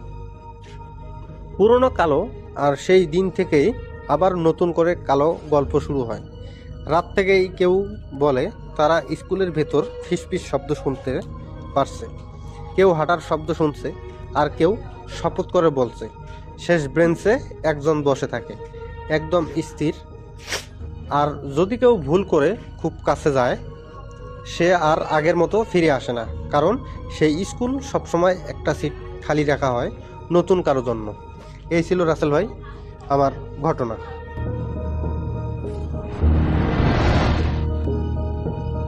এই তৃতীয় কাহিনীটা হচ্ছে মাসুদ ভাইয়ের সেই যে দুর্ঘটনা একটু আগে যেটি শেয়ার করেছি তার পরবর্তী সময় একদিন মাসুদ ভাইরা তাদের বাসায় তিনি এবং তার ভাই রাতে গল্প গুজব করতে করতে শুয়ে আছেন এবং তারা ঘুমিয়ে যাবেন একটা সময়, এবং দুই ভাই মিলে তারা মাঝে মাঝেই গল্প করতেন শুয়ে শুয়ে। তাদের বিছানা ছিল দুই পাশে, তাদের একটা রুমে দুই ভাই মাঝে মাঝেই সেখানে থাকতেন এবং তারা গল্প করতেন, আড্ডা দিতেন। কারণ ভাইদের বয়সে যে খুব বেশি ডিফারেন্স তা না, তারা বেশ ফ্রি ছিলেন ভাইরা। তো এরকম একদিন শুয়ে শুয়ে তারা গল্প করছেন এবং রাত বেশ হয়ে গেছে, গভীর হয়ে গেছে, এবং তারা অতিপ্রাকৃত জিনিস নিয়েও গল্প করছিলেন। তো গল্প করতে করতে যেটা হয়, হঠাৎ করে মাসুদ ভাই চুপ হয়ে যায় এবং তিনি বুঝতে পারেন সেই যে স্মেল তিনি পেয়েছিলেন সেরকম একটা স্মেল সেই রুমে খুব আস্তে আস্তে দানা বেঁধে উঠলো এবং ভারী হয়ে সে রুমটা স্মেল হয়ে গেল। এবং স্মেলটা একটা ডিফারেন্ট টাইপ অফ স্মেল, যেটা বলেছিলাম যে মাংস পচা টাইপের একটা স্মেল, যেটা সচরাচর কোথাও পাওয়া যায় না। এরকম একটা ভারী বাজে স্মেল সারা রুমে ছয়ে গেল। তো মাসুদ ভাই অন্ধকারে কিছুক্ষণ শুয়ে থেকে তার ভাইকে জিজ্ঞেস করলেন যে অমুক তুই কি পাচ্ছিস? আমি একটা স্মেল পাচ্ছি। তার ভাই বলল হ্যাঁ পাচ্ছি। তো তারা দুই ভাই অনেকক্ষণ শুয়ে থেকে মাসুদ ভাই একসময় তার কাছে অসহ্য লাগলো, তো তিনি উঠে গেলেন, উঠে বিছানা থেকে উঠলেন, উঠে তাদের সামনে জানালা ছিল একটা থাই অ্যালুমিনিয়ামের জানালা, যেটাকে থাই অ্যালুমিনিয়াম বলে আমাদের দেশে, স্লাইডিং যে উইন্ডো, সেটার কাছে গেলেন এবং তিনি সেখান দিয়ে জানালা দিয়ে নাক মানে মাথা বের করার চেষ্টা করেন বাইরের দিকে, দেখার জন্য যে কোনো স্মেল বাইরে আছে কিনা। দেখলেন যে না, বাইরে কোনো স্মেল নেই। তো রুমের আরেক দিকে গেলেন, সেখানকার জানালার কাছেও দেখলেন কোনো স্মেল নেই। রুমের সাথে যে অ্যাটাচ বাথরুম, সেখান থেকে কোনো স্মেল আসছে না।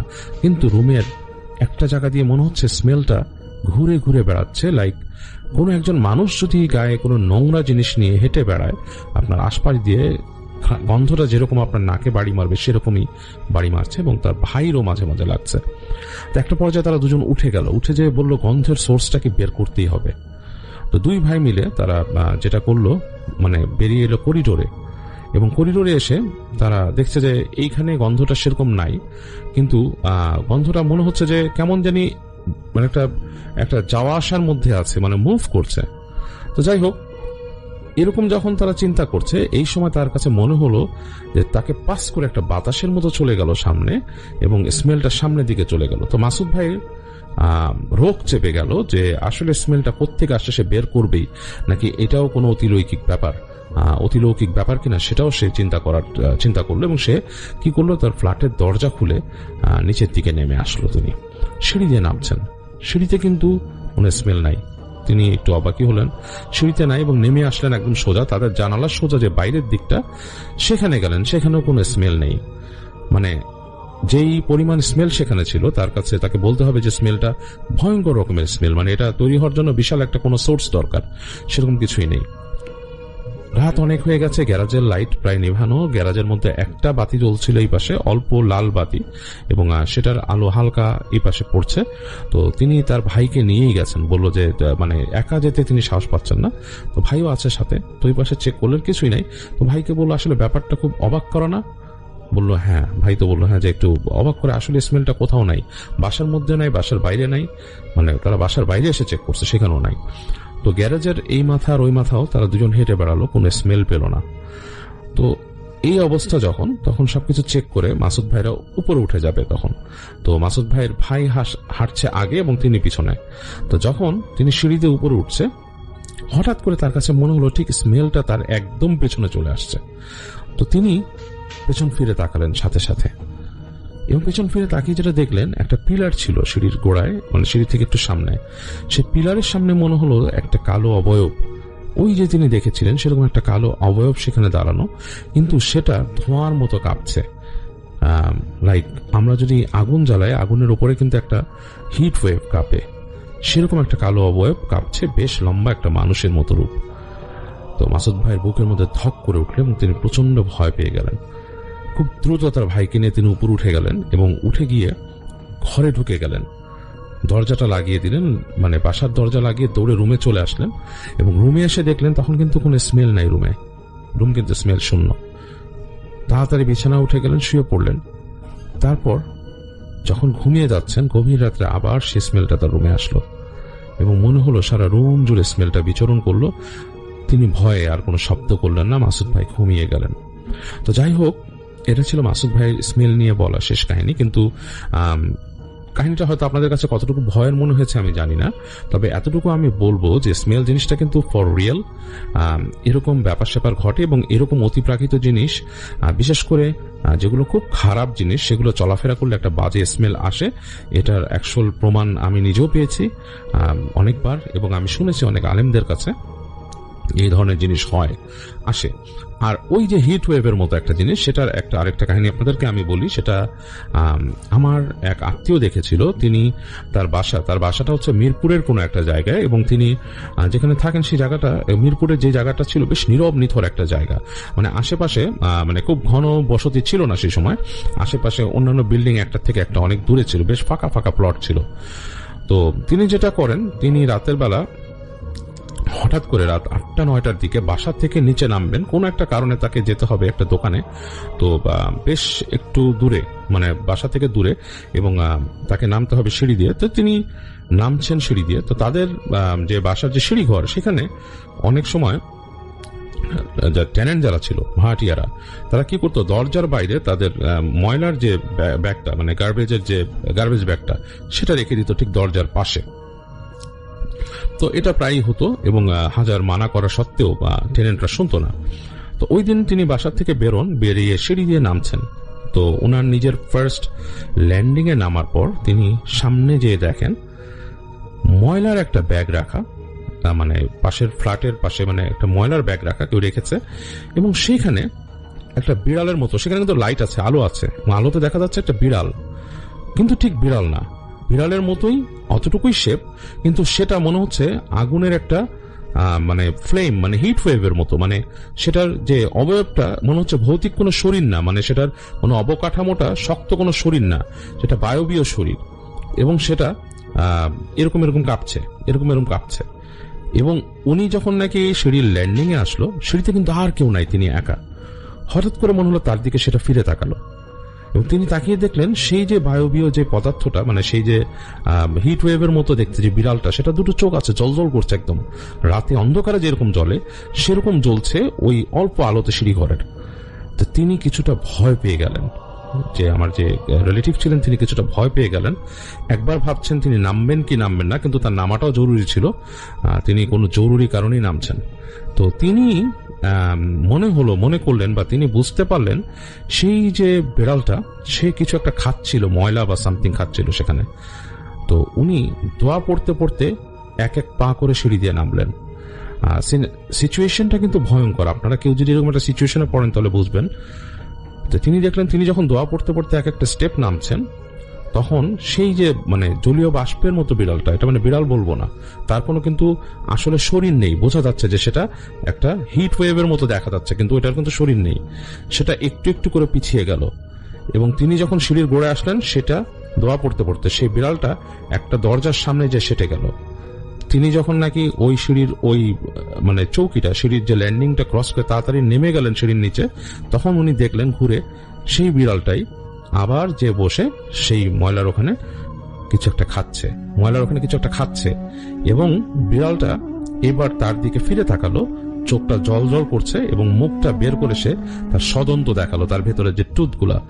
বেশ ভয়ঙ্কর একটা সিন। তো তিনি বললেন যে দেখার সাথে সাথে বিড়ালটাকে দেখেই তার গুজবাম্প হয়েছিল, সারা শরীরে রোম দাঁড়িয়ে গেছিল, কিন্তু দাঁত বের করা যে দৃশ্যটা সেটা দেখার সাথে সাথে প্রচন্ড ভয় পেয়ে যান তিনি, প্রচন্ড রকমের গুজবাম্প হয়, এবং তিনি ফিরে আসার সাহস পাচ্ছিলেন না নিজের বাসায়।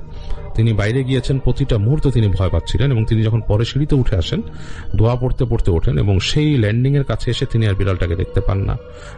ময়লার ব্যাগটা ঠিকই আছে, কিন্তু বিড়ালটা নেই।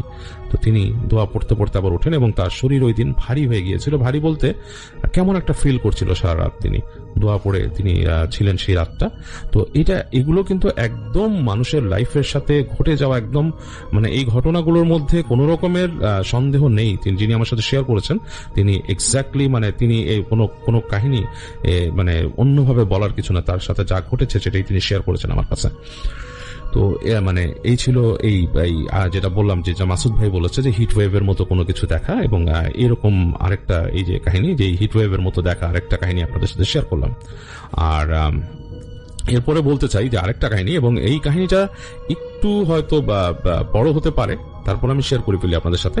এই কাহিনীটি আমার কাছে শেয়ার করেছিলেন একজন আইরিনিয়ান। আমি যখন আমেরিকা ছিলাম তখন উনি আমার থেকে অনেক সিনিয়র একজন মানুষ, তার নাম ছিল জিম বোস্টানি, এবং তিনি শেয়ার করেছিলেন তার এক পূর্বপুরুষের কাহিনী। তার সাথে গল্প হচ্ছিল যে মরুভূমিতে কি জিন বা ভূত দেখা যায় কিনা। তো তিনি বলছেন যে হ্যাঁ, আমার পূর্বপুরুষের সাথে মানে তার নানার সাথে এরকম কিছু একটা ঘটেছিল। তো তিনি তার পূর্বপুরুষ যেটা ছিলেন, যে তার বাড়ি ছিল এমন একটা জায়গায়, সেই জায়গাটা বেশ কোয়াইট একটা জায়গায়, বেশ খানিকটা দূরে, মানে শহর থেকে দূরে, যেটাকে মানে বলা হয় যে সেখান থেকে আসতে গেলে সেই সময় মানে বেশ মানে সময় নিয়ে আসতে হতো, এবং গাড়ি প্রয়োজন হতো, অথবা কারো যদি ট্রাক থাকতো সেটাতে করে আসতো। বাট এরকম একটা ব্যাপার, বেশ আগের আমলের কাহিনী, অনেক আগের আমলের। তো তার নানা যেটা করতো, তার কোনো প্রয়োজন হলে তিনি অনেক সময় কেয়ার করতেন না, বেশ হেঁটে তিনি চলে আসতেন সেইখানে। তাদের যে প্রয়োজনীয়, যেখান থেকে বাজারের মতো ছিল একটা দোকান ছিল, সেখানে সামগ্রী কালেক্ট করার জন্য চলে আসতেন তিনি। তো একদিন এরকম তিনি রাতের বেলা তার প্রয়োজন পড়েছে কিছু ওষুধ এবং কিছু জিনিসপত্র, যেটা নাকি আসলে তার বাসায় ছিল না। তো তিনি রওনা দিয়েছেন ঠিক সন্ধ্যার পরপর। তার বাসা থেকে তার নানি না করেছিল তাকে যেতে, কিন্তু তিনি ঠিক রওনা দিয়ে দিলেন, এবং তিনি হেঁটে হেঁটে আসছেন, এবং আসছেন যে সে রাস্তাটা হচ্ছে মানে একটা পাকা রাস্তা, কিন্তু দুই পাশেই হচ্ছে মরুভূমি, এবং দুই পাশে কিন্তু আসলে কিছু নাই, এবং পাকা রাস্তা, দুই পাশে মরুভূমি, এবং হেঁটে হেঁটে আসছেন তিনি। খুবই ভয়ঙ্কর টাইপের রাস্তাগুলো। আসলে বলেছে যে এই রাস্তা দিয়ে রাতের বেলা আসলে মানুষ চলাফেরা সাধারণত করে না, এবং তার নানাকে হেঁটে আসতে হবে প্রায় 5 থেকে 7 মাইলের মতো জায়গা যেতে হবে এবং আসতে হবে। তো তার নানা যখন হেঁটে যাচ্ছে, এবং রাস্তায় কিন্তু কোনো লাইট পোস্ট নেই, কোনো ল্যাম্প পোস্ট নেই রাস্তার মধ্যে, তো নানা যখন হেঁটে যাচ্ছে, বেশ অনেকক্ষণ যাওয়ার পর তার নানা ফিল করলেন তার পেছনে পেছনে কেউ হেঁটে হেঁটে আসছে, এবং তিনি ফুট স্টেপ গুলো শুনতে পাচ্ছেন। তো তার নানার কাছে মনে হলো একবার যে অন্য কোনো মানুষ, তারও দরকার হতে পারে, সেও হয়তো রাস্তা দিয়ে আসছে। তো তিনি আট চোখে, তাদের অবশ্য নিয়ম ছিল, মরুভূমির আশেপাশে যারা থাকতেন তাদের কিছু নিয়ম ছিল যে তারা এরকম পিছনের শব্দ শুনলে ফট করে তাকাতেন না, এবং তাদের কাছে তারা একটা ছুরি ক্যারি করতেন সবসময়। তো তার নানার কাছেও ছুরি ছিল। তো তিনি তার ছুরিটার যে বাটটা, তার বাটটা ধরে, মানে ছুরিটা কিন্তু খাপে পোড়া, লাইক কিং খাপ যেমন আছে তরোয়ারির, সেরকম খাপের মধ্যে ছুরি পোড়া। তো তিনি ছুরির বাটটা ধরে আট চোখে পিছন ফিরে তাকালেন। তো আকাশে হালকা চাঁদ ছিল, পূর্ণাঙ্গ চাঁদ না, সেই চাঁদের হালকা আলোয় তিনি দেখতে পেলেন যে ছায়া আছে। তো ছায়া যেহেতু আছে, তিনি বুঝতে পারলেন যে এটা কোনো অশরীরী কিছু না, বা অতিপ্রাকৃত কিছু না, কোনো মানুষই। তো তিনি আরেকটু হেঁটে গিয়ে পেছনে না তাকিয়ে তিনি জিজ্ঞেস করলেন যে কি ব্যাপার, আমাকে অনুসরণ করে কেন আসতেছো? তো পেছনে যেই ছায়া মূর্তিটা ছিল, সে বলতেছে যে আমার একটু কাজ আছে, আমার সামনে যেতে হবে, তুমি একটু আস্তে হাঁটো, তোমার সাথে আমি একসাথে যাই, রাস্তায় দুজন গল্প করতে করতে যাই। তো তার নানা বলল যে আমি তো তোমাকে চিনি না, তোমার সাথে আমার কিসের গল্প, তুমি তোমার মতো যাও, আমি আমার মতো যাই, কিন্তু আমার কেন জানি মনে হচ্ছে তুমি আমাকে অনুসরণ করছো, তোমার যদি নিয়ত খারাপ থাকে তাহলে কিন্তু আমি তোমাকে কঠিন শিক্ষা দিয়ে দিব। তো পেছনে যেই ছায়া মূর্তি ছিল, সে নাকি কথা শুনে হেসে দিল, হেসে দিয়ে বললো তুমি আমাকে শিক্ষা দিবা তাই নাকি? তো এই যে তাকে যে তাচ্ছিল্য ভরে হাসলো, তো জিমের যে নানা ছিলেন তিনি কিন্তু খুবই শক্তিশালী সাহসী মানুষ ছিলেন, এবং সেই সময় মরুভূমির অঞ্চল দিয়ে যারা থাকতেন, যা চলাফেরা করতেন, তাদের মানে তাদের সাহস ছিল অনেক বেশি। তো সে তখন বলল যে তুমি কি আমাকে নিয়ে তাচ্ছিল্য করতেছো, তুমি আমাকে জানো আমি কে? তো তখন সে বলতেছে হ্যাঁ আমি ভালোই জানি, তুমি আমাকে শিক্ষা দেওয়ার মতো মানুষ না। তো যাই হোক, জিমের নানা কি করলো, দাঁড়িয়ে পড়লো, তার খুবই এটা লাগলো কথাটা, তিনি ঘুরে দাঁড়ালেন। তো ঘুরে দাঁড়িয়ে তিনি দেখলেন তার থেকে প্রায় 1 হাত লম্বা যে দাঁড়িয়ে আছে পেছনে, সে 1 হাত লম্বা এবং বেশ শরীর স্বাস্থ্যবান। তো তিনি বললেন যে তুমি আমাকে ফলো করে আসছো এবং তুমি এটা ভালো কাজ করতেছো না, আর আমি তোমাকে বলেছি যে যদি তোমার কোনো বদনিয়ত থাকে তোমাকে শিক্ষা দিব, আমি কিন্তু তোমার সাথে লড়াইয়ে যেতে চাই নাই। তো তখন যে ফলো করে আসতেছে বলে, তুমি কি আমার সাথে ভয় পেয়ে গেলে, তুমি আমাকে আমার কথা শুনে বা আমাকে দেখে ভয় পেয়ে গেলে? তখন জিমের নানা বলল যে আমি তো এরকম ভয় পাই না, আমি কাউকেই ভয় পাই না। হ্যাঁ, আমি কাউকেই ভয় পাই না, আর আল্লাহ ছাড়া কাউকেই আমার ভয় পাওয়ার প্রশ্নই আসে না। তো যাই হোক, তো লোকটা বললো ঠিক আছে, তাহলে তুমি আমাকে প্রমাণ করো যে তুমি ভয় পাও নাই, আসো আমরা দুজন ফাইট করি। তো যখনই যুদ্ধের কথা বললো, তো মানে মল্লযুদ্ধের কথা বললো, জিমের নানার একটু ভয় লেগে গেল, একটু ভয় লাগলো, কারণ তিনি দেখলেন যে এই ব্যাপারটা একটু অ্যাবনর্মাল। হ্যাঁ, এরকম জিনিস সাধারণত ঘটে না, কারণ এইভাবে যুদ্ধের প্রস্তাব কেউ ফট করে কাউকে দেয় না। সেখানে এরকম ভাবে কোনো মানুষকে ফট করে যুদ্ধের প্রস্তাব দেয় না, কারণ যদি কেউ খারাপ মানুষ হয়, সে লুট করে নেয় বা সে পেছন থেকে আক্রমণ করে, কিন্তু এখানে তাকে যুদ্ধের প্রস্তাব দেওয়া হচ্ছে। তো তখন জিমের নানার একটা সন্দেহ হয়, তার মনে হয় যে এরকম তিনি অনেক শুনেছেন যে মরুভূমির পাশে মানুষকে অনেক সময় জিনেরা আক্রমণ করেছে এবং মেরেও ফেলেছে। তো তিনি কিছু একটা মনে করে তিনি তখন তার ছুরিটা বের করে ফেলেন খাপ থেকে, এবং তার ছুরির একটা অংশের মধ্যে তারা যে ছুরিটা ইউজ করতো সেটার মধ্যে কিন্তু কয়েক রকমের ধাতু মিশানো থাকতো, তামা, দস্তা, রূপা, এই ধরনের কিছু জিনিস মিশানো থাকতো। তো তারা বিশ্বাস করতো যে এই ছুরিটা এই ছুরির মধ্যে যে ধাতুগুলো আছে সেগুলোতে অনেক রকমের জিন বা এরকম অতিপ্রাকৃত জিনিসটা অ্যালার্জিক এই ধাতুগুলোর সাথে। তো তিনি সেটাকে সামনে বাড়িয়ে ধরে সামনে এগোন সেই লোকের সাথে। তিনি স্পষ্টই বুঝতে পারছেন যে এটা কোনো মানুষ না এবং এটার কোনো ব্যাপার আছে। তো তিনি যেখানে এগুচ্ছেন সেই জায়গায় আসলে রাস্তার পাশ দিয়ে কিছুটা জায়গা বেড়ে গেছে, এবং সেই জায়গায় ধুলো ধূসরিত হয়ে আছে আর কি, একটা একটু পাশ বাড়তি আছে এরকম একটা জায়গায়। তো যখন তিনি এগিয়ে গেলেন সেই ধুলোর দিকে, সাহস করে এগিয়ে গেলেন, এবং সেই যে পেছনে ফলো করে আসছিল সেও দেখলো, পা করে এগিয়ে আসলো তার সামনে। তো এসে সেই ধুলো ধূসরিত জায়গাটাতে কাছাকাছি হয়ে গেল দুইজন, এবং তখন তিনি খেয়াল করলেন যে চাঁদের আলো আরো বেরিয়ে এসছে। তাদের আলোটা এত উজ্জ্বল ছিল না, তারা যখন সামনে দাঁড়ালো চাঁদের আলোটা আরো এগিয়ে আসলো, এবং তিনি দেখলেন যে তার সাথে যিনি যুদ্ধ করতে আসছে তার মুখটা দেখা যাচ্ছে না, একটা পাগড়ির মতো কিছু দিয়ে মুখটা ঢাকা। তো সেই মানুষটা সেই যে অপোনেন্টটা, সে তার পাগড়ি সরিয়ে ফেললো মুখ থেকে। তো জিমের নানার বুকটা ধক করে উঠল, কারণ তিনি তাকিয়ে দেখলেন তিনি যার দিকে তাকিয়ে আছেন তার চেহারাটা ডিফারেন্ট, তার চোখগুলো জলজল করছে এবং তার মাথার মধ্যে পুরো চুল নেই, মাথাটা পুরোপুরি মনে হচ্ছে সুন্দর করে কামানো একটা মাথা, এবং আইব্র যেটা ছিল আইব্রটা মনে হচ্ছে খুব চিকন আর লম্বা অনেক। মানুষের চেহারা যদি ভয়ঙ্কর রকম হয়, একটু ডিফারেন্ট টাইপের, একটু বিভৎস হয়, সেরকম টাইপের একটা চেহারা।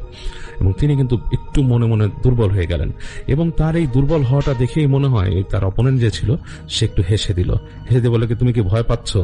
তো সে বলল না, আমি মোটেই ভয় পাচ্ছি না, আর তুমি দেখতে পাচ্ছ আমার কাছে ছুরি আছে, এটার মধ্যে কিন্তু আসলে অনেক রকম জিনিস আছে যে শক্তি তুমি যেটার সাথে করতে পারবা না। তো সেই তার যে অপোনেন্ট বলল যে তুমি আমাকে অনেক আন্ডার এস্টিমেট করতেছো বা তুমি আমাকে অনেক ছোট করে দেখতেছো, জিনিসটা আসলে মোটেই সেরকম না। হঠাৎ করে তিনি দেখলেন যে তার যে অপোনেন্ট তার দিকে এক পা বাড়িয়ে চলে আসলেন, এবং তিনি অবাক হয়ে দেখলেন যে যতটুকু না তার পায়েটা আসতো তার থেকে অনেক বেশি দূরে সে পা ফেলে তার সামনে চলে আসলো, এবং জিমের নানাকে দুই হাত দিয়ে উপরে তুলে ধরলো। এবং জিমের নানা এতটাই ভয় পেয়ে গিয়েছিল আকস্মাৎ এই চেঞ্জিং এবং আকস্মাৎ এই মানুষের যে ফরমেশন চেঞ্জ দেখে, কারণ একটা মানুষ পা ফেলে যতটুকু আসে তার থেকে অনেক লম্বা করে পা ফেলেছে সেটা, এবং জিমের নানাকে তুলে ধরেছে উপরে, এবং তিনি বুঝতে পারলেন যে তাকে অমানবিক শক্তিতে উপরে তুলে ধরেছে। তিনি আসলে আর কিছুই চিন্তা করতে পারছেন না, এবং তিনি দেখলেন যে সেই চেহারাতে তিনি তাকিয়ে দেখলেন যে সেই চেহারাটা আরো বিভৎস হয়ে গেছে। তো তিনি বুঝতে পারলেন যে পর মুহূর্তেই তিনি হয়তো মাটিতে আছাড় খাবেন বা কিছু একটা হবে, তিনি কিছু হয়ে যাবেন। প্রচন্ড শক্তি তিনি বুঝতে পারছেন, এবং তাকে যে বাতাসে তুলে ফেলছে মাটি থেকে অনেক উপরে, মাটি থেকে মিনিমাম 12-14 ফিট উপরে তাকে তুলে ফেলেছে। তো জিমের নানা তখন প্রচন্ড ক্রোধ ফিল করলেন, কিন্তু সাথে সাথে অসহায় ফিল করলেন, আর তিনি খুব মন থেকে তিনি দোয়া পড়লেন। দোয়া পড়ে তিনি প্রচন্ড শক্তিতে তার হাতে ছুরিটা নামিয়ে আনলেন নিচে। তো সেই ছুরি যে নামিয়ে আসছেন, তার ছুরির আঘাতে সেই যে তাকে যে হাত ধরে রাখছিল সেই হাতটা কেটে যায়। সে বুঝতে পারে যে হাতের অংশ কেটে গেছে এবং তাকে সেটা ছেড়ে দেয়। তো ছেড়ে দিয়ে সেই জিনিসটা দূরে চলে যায়, প্রচন্ড একটা শব্দ করে, মানে বিকৃত শব্দ করে দূরে সরে যায়। এবং তিনি খেয়াল করেন যে এই যে জিনিসটা দূরে সরে গেল সে একটা প্রকাণ্ড কুকুরে পরিণত হলো মানুষ থেকে। এবং তিনি জিনিসটা সহ্য করার মতো না। জিমের নানা প্রচন্ড ভয় পেয়ে যান, কুকুরে যান তিনি। কিন্তু তিনি প্রচন্ড বিশ্বাস নিয়ে তিনি দাঁড়িয়ে থাকেন ছুরিটা নিয়ে। তিনি ক্রমাগত তিনি দোয়া পড়তে থাকেন, আর তিনি চিন্তা করতে থাকেন। তিনি বুঝতে পারেন যে তিনি একটা অশরীরী জিনিসের সামনে হয়েছেন, এটা কোন একটা জিন এবং মরুর জিন। তো সেই কুকুরটা নাকি তাকে বলে যে আজকে তুই বেঁচে গেলি শুধুমাত্র তোর বিশ্বাসের জন্য, নইলে তোকে আজকে গুঁড়ো করে ফেলতাম, এই মরুভূমির মধ্যে পুঁতে রাখতাম তোরে। তিনি পুরো শুনতে পান যে সেই কুকুরটা তাদের ভাষায়, মানে তাদের সেই সময়, মানে তাদের যে আইরেনিয়ান ভাষায় যেভাবে তারা বলে, সেখানকার অ্যারাবিক যেরকম, সে বলে তোকে এই মরুভূমিতে পুঁতে রাখতাম, তুই আজকে বেঁচে গেলি এখানে। তো এই বলে সেই কুকুরটা গড়গড় গড়গড় করতে থাকে। তো জিমের নানা যেটা করে, সে তার ছুরিটা নিয়ে সাথে সাথে খাপে ভরে ফেলে এবং সে জায়গায় বসে দোয়া পড়া শুরু করে। সেখান থেকে আর নড়ে না, কারণ সে চিন্তা করে সে পিছনে ফিরলেই হয়তো তাকে আক্রমণ করতে পারে। তো সে যেটা করে, চোখ বন্ধ করে দোয়া পড়তে থাকে। তার চোখটা বন্ধ করে ফেলে এবং সে ওখানে বসে আর কিছু ভাবে না, আশেপাশে কিছু ভাবে না। সে প্রচন্ড বিশ্বাস নিয়ে দোয়া পড়তে থাকে এবং সে আল্লাহর সাহায্য চাইতে থাকে। তো কতক্ষণ হয়ে গেছে সে জানে না।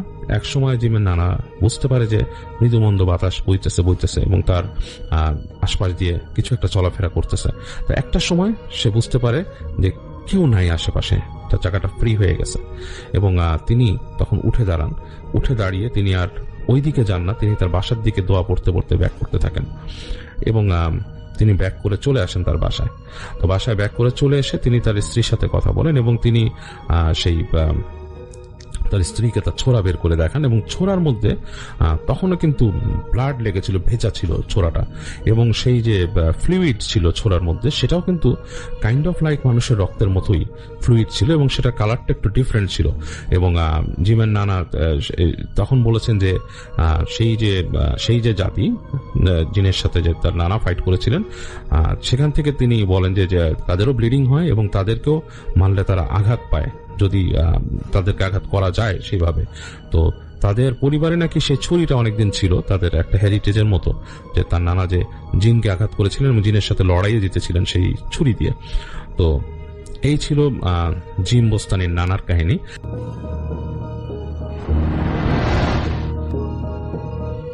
যে ঘটনাটি শেয়ার করতে যাচ্ছি সেটা আমাকে পাঠিয়েছে আমার কাজিন পুষ্পিতা। আর এই ঘটনাটি মূলত একটা ব্রিজকে নিয়ে। এটা অবস্থিত ক্যালিফোর্নিয়ার প্যাসিডিনায়, সেখানকার লর্ড কোলোরাডো স্ট্রিট ব্রিজকে নিয়ে মূলত আজকের ঘটনাটা। তো কাগজে কলমে লর্ড কোলোরাডো ব্রিজ হিসেবে পরিচিত থাকলেও সেটা আসলে সবার কাছে সুইসাইড ব্রিজ হিসেবেই পরিচিত। তো এর পেছনের ইতিহাসটা আগে বলিনি। সময়টা ছিল 1912 সালের 12ই ফেব্রুয়ারি, যেদিন এই ব্রিজটি সর্বসাধারণের জন্য উন্মুক্ত করে দেওয়া হয়। তো তৎকালীন আমেরিকানরা জ্ঞান ও বিজ্ঞানে অনেকটা এগিয়ে গেলেও তাদের কিছু কুসংস্কার ছিল যেগুলো তারা ফলো করত। তার মধ্যে একটা ছিল যে বড় কোনো কনস্ট্রাকশন, সেটা হতে পারে কোনো দালান বা সেতু বা যে কোনো কিছু, সেটা ব্যবহার করার পূর্বে তারা যেটা করতো যে তারা তাদের চার্চের ফাদার বা ধর্মগুরু যারা ছিল তাদের দ্বারা কিছু রিচুয়াল সেখানে তারা করিয়ে নিত। কিন্তু এই লর্ড কোলোরাডো ব্রিজের বেলায় তেমন কিছু করা হয়ে ওঠেনি, কারণ চার্চের যারা ফাদার ছিলেন তারা বলেছেন যে ফেব্রুয়ারি মাসটা আসলে খুব ব্যাড একটা সাইন বহন করে, তাই এই ব্রিজটা যেন অগাস্ট মাসে সর্বসাধারণের জন্য উন্মুক্ত করে দেওয়া হয়। কিন্তু তৎকালীন ক্যালিফোর্নিয়ার গভর্নর যিনি ছিলেন তিনি কোনোভাবেই 6 মাস অপেক্ষা করতে রাজি হন না। তিনি খুব দ্রুত ফেব্রুয়ারিতেই ব্রিজটি ওপেন করে দেন। তো এইভাবে বেশ কিছুদিন কেটে যায়, ব্রিজ স্বাভাবিকভাবেই ব্রিজে মানুষজন যাতায়াত করছিল। কিন্তু কিছুদিন পর সবার কাছ থেকে একটা অভিযোগ আসতে থাকে যে ব্রিজে একটা চাপা ভাইব্রেশনের মতো শব্দ পাওয়া যেত। তো টেকনিশিয়ানদের এ সম্পর্কে জিজ্ঞেস করা হলে তারা বলেন যে একটা খরস্রোতা নদী নিচ দিয়ে প্রবাহিত আর যানবাহনের শব্দ, এই দুই মিলে হয়তো কোনো একটা নতুন শব্দ সৃষ্টি করেছে। যদিও এটা আসলে কতটা যৌক্তিক সেটা প্রশ্নবিদ্ধ ছিল এবং আজও প্রশ্নবিদ্ধ। তো এভাবে মানুষজন এক পর্যায়ে এটা নিয়ে ইউজ টু হয়ে যায়। তো এবার মূল ঘটনায় আসা যাক, সেটা যেটা দিয়ে এই ঘটনার সূত্রপাত, সেটা হলো 1914 সাল। সে বছর কোনো এক মহিলা ব্রিজ পারাপারের সময় কোনো এক ছিনতাইকারী কর্তৃক সর্বস্ব লুণ্ঠিত হন এবং শি ওয়াজ রেপড। তো এই ঘটনার পর কথিত আছে সেই মহিলা ব্রিজ থেকে লাফ দিয়ে সুইসাইড করেন এবং তার সাথে তার 4 বছর বয়সী একটি ছোট শিশু ছিল। তো এই ঘটনার কিছু 2 সপ্তাহ ইনভেস্টিগেশনের জন্য ব্রিজটা সিল করে দেওয়া হয়। তো এরপর যখন ব্রিজ খুলে দেওয়া হয় তখন তারপরে যত উদ্ভট ঘটনা ঘটতে থাকে, সেগুলোর মধ্যে ছিল যে গাড়ি যখন যাতায়াত করতো তখন রাস্তার ডিভাইডার বরাবর অনেক গাড়ি চালক দেখতে পেত যে কোনো এক মহিলা দাঁড়িয়ে আছে। তারপর কোনো পথচারী রাত্রে যখন বৃষ্টি পারাপার করতো তখন আচমকা কোনো এক মহিলা তাদের সামনে চলে আসতো এবং অত্যন্ত করুণ সুরে শুধু একটা কথা বলতো, কি দোষ ছিল আমার এই 4 বছরের ছোট শিশুটা। তারপরও এমনও মানুষ দেখেছে যে কেউ একজন ব্রিজ থেকে লাফিয়ে পড়ছে, তারপরে হুট করে কেউ একজন পাস করে যাচ্ছে, অথচ গাড়ি বরাবর সেটা ভেদ করে গেলেও কোনো হচ্ছে না, অর্থাৎ ছায়ামূর্তি টাইপের কিছু একটা মনে হচ্ছে। তো এরকম অনেক ইনসিডেন্ট মানুষজন সেখানে ফেস করতো। আর এটা বেশ কয়েক বছর স্থায়ী ছিল। তো আস্তে আস্তে এই ঘটনাটাও মানুষ এক সময় অভ্যস্ত হয়ে যায়। তো এই ঘটনার পর যেটা হয় যে আমেরিকান এক জার্নালে প্রকাশিত খবর অনুযায়ী যেটা পাওয়া যায় যে 1934 থেকে 38 এই বছরটা সেই প্যাসিডিনা নামক জায়গাটায় অনেক আত্মহত্যার ঘটনা ঘটে এবং সেখানে উল্লেখ করা হয়েছিল যে 1700 জন সেখানে সুইসাইড করেছিল সেই ব্রিজটায়। কিন্তু লোকমুখে কথিত হচ্ছে যে সেই সংখ্যাটা আরো অনেক বেশি। তো এই ঘটনার পর স্বাভাবিকভাবেই ব্রিজটা নিয়ে অনেক জল্পনা কল্পনা সৃষ্টি হয় এবং মানুষজন সেটা নিয়ে অনেক কিছুই অনেক রিপোর্ট প্রকাশিত হয়, অনেক জার্নালে অনেক খবর প্রকাশিত হয়। তো ব্যাপারটা সেখানেই থেমেছিল। তো এবার শেষ যে ঘটনা সেটাই আসি, যে যার মাধ্যমে এই প্যাসিডিনার এই ঘটনাটি সারা বিশ্বব্যাপী ছড়িয়ে পড়েছিল। তো এই ঘটনাটি এমন যে 4 জন বন্ধু ছিল, আমি তাদের ছদ্মনাম উল্লেখ করছি, ধরে নেই তাদের 4 জনের নাম হ্যারি, স্যাম, ম্যাক্স ও রয়। তো তারা ছিল এই প্যাসিডিনার বাসিন্দা এবং ব্রিজের নিকটবর্তী কোনো এক কলোনিতে তারা থাকতো। তো তারা 4 জনই জানতো এই কলোরাডো ব্রিজের কোনো একটা সুপার ন্যাচারাল ব্যাপার স্যাপার আছে।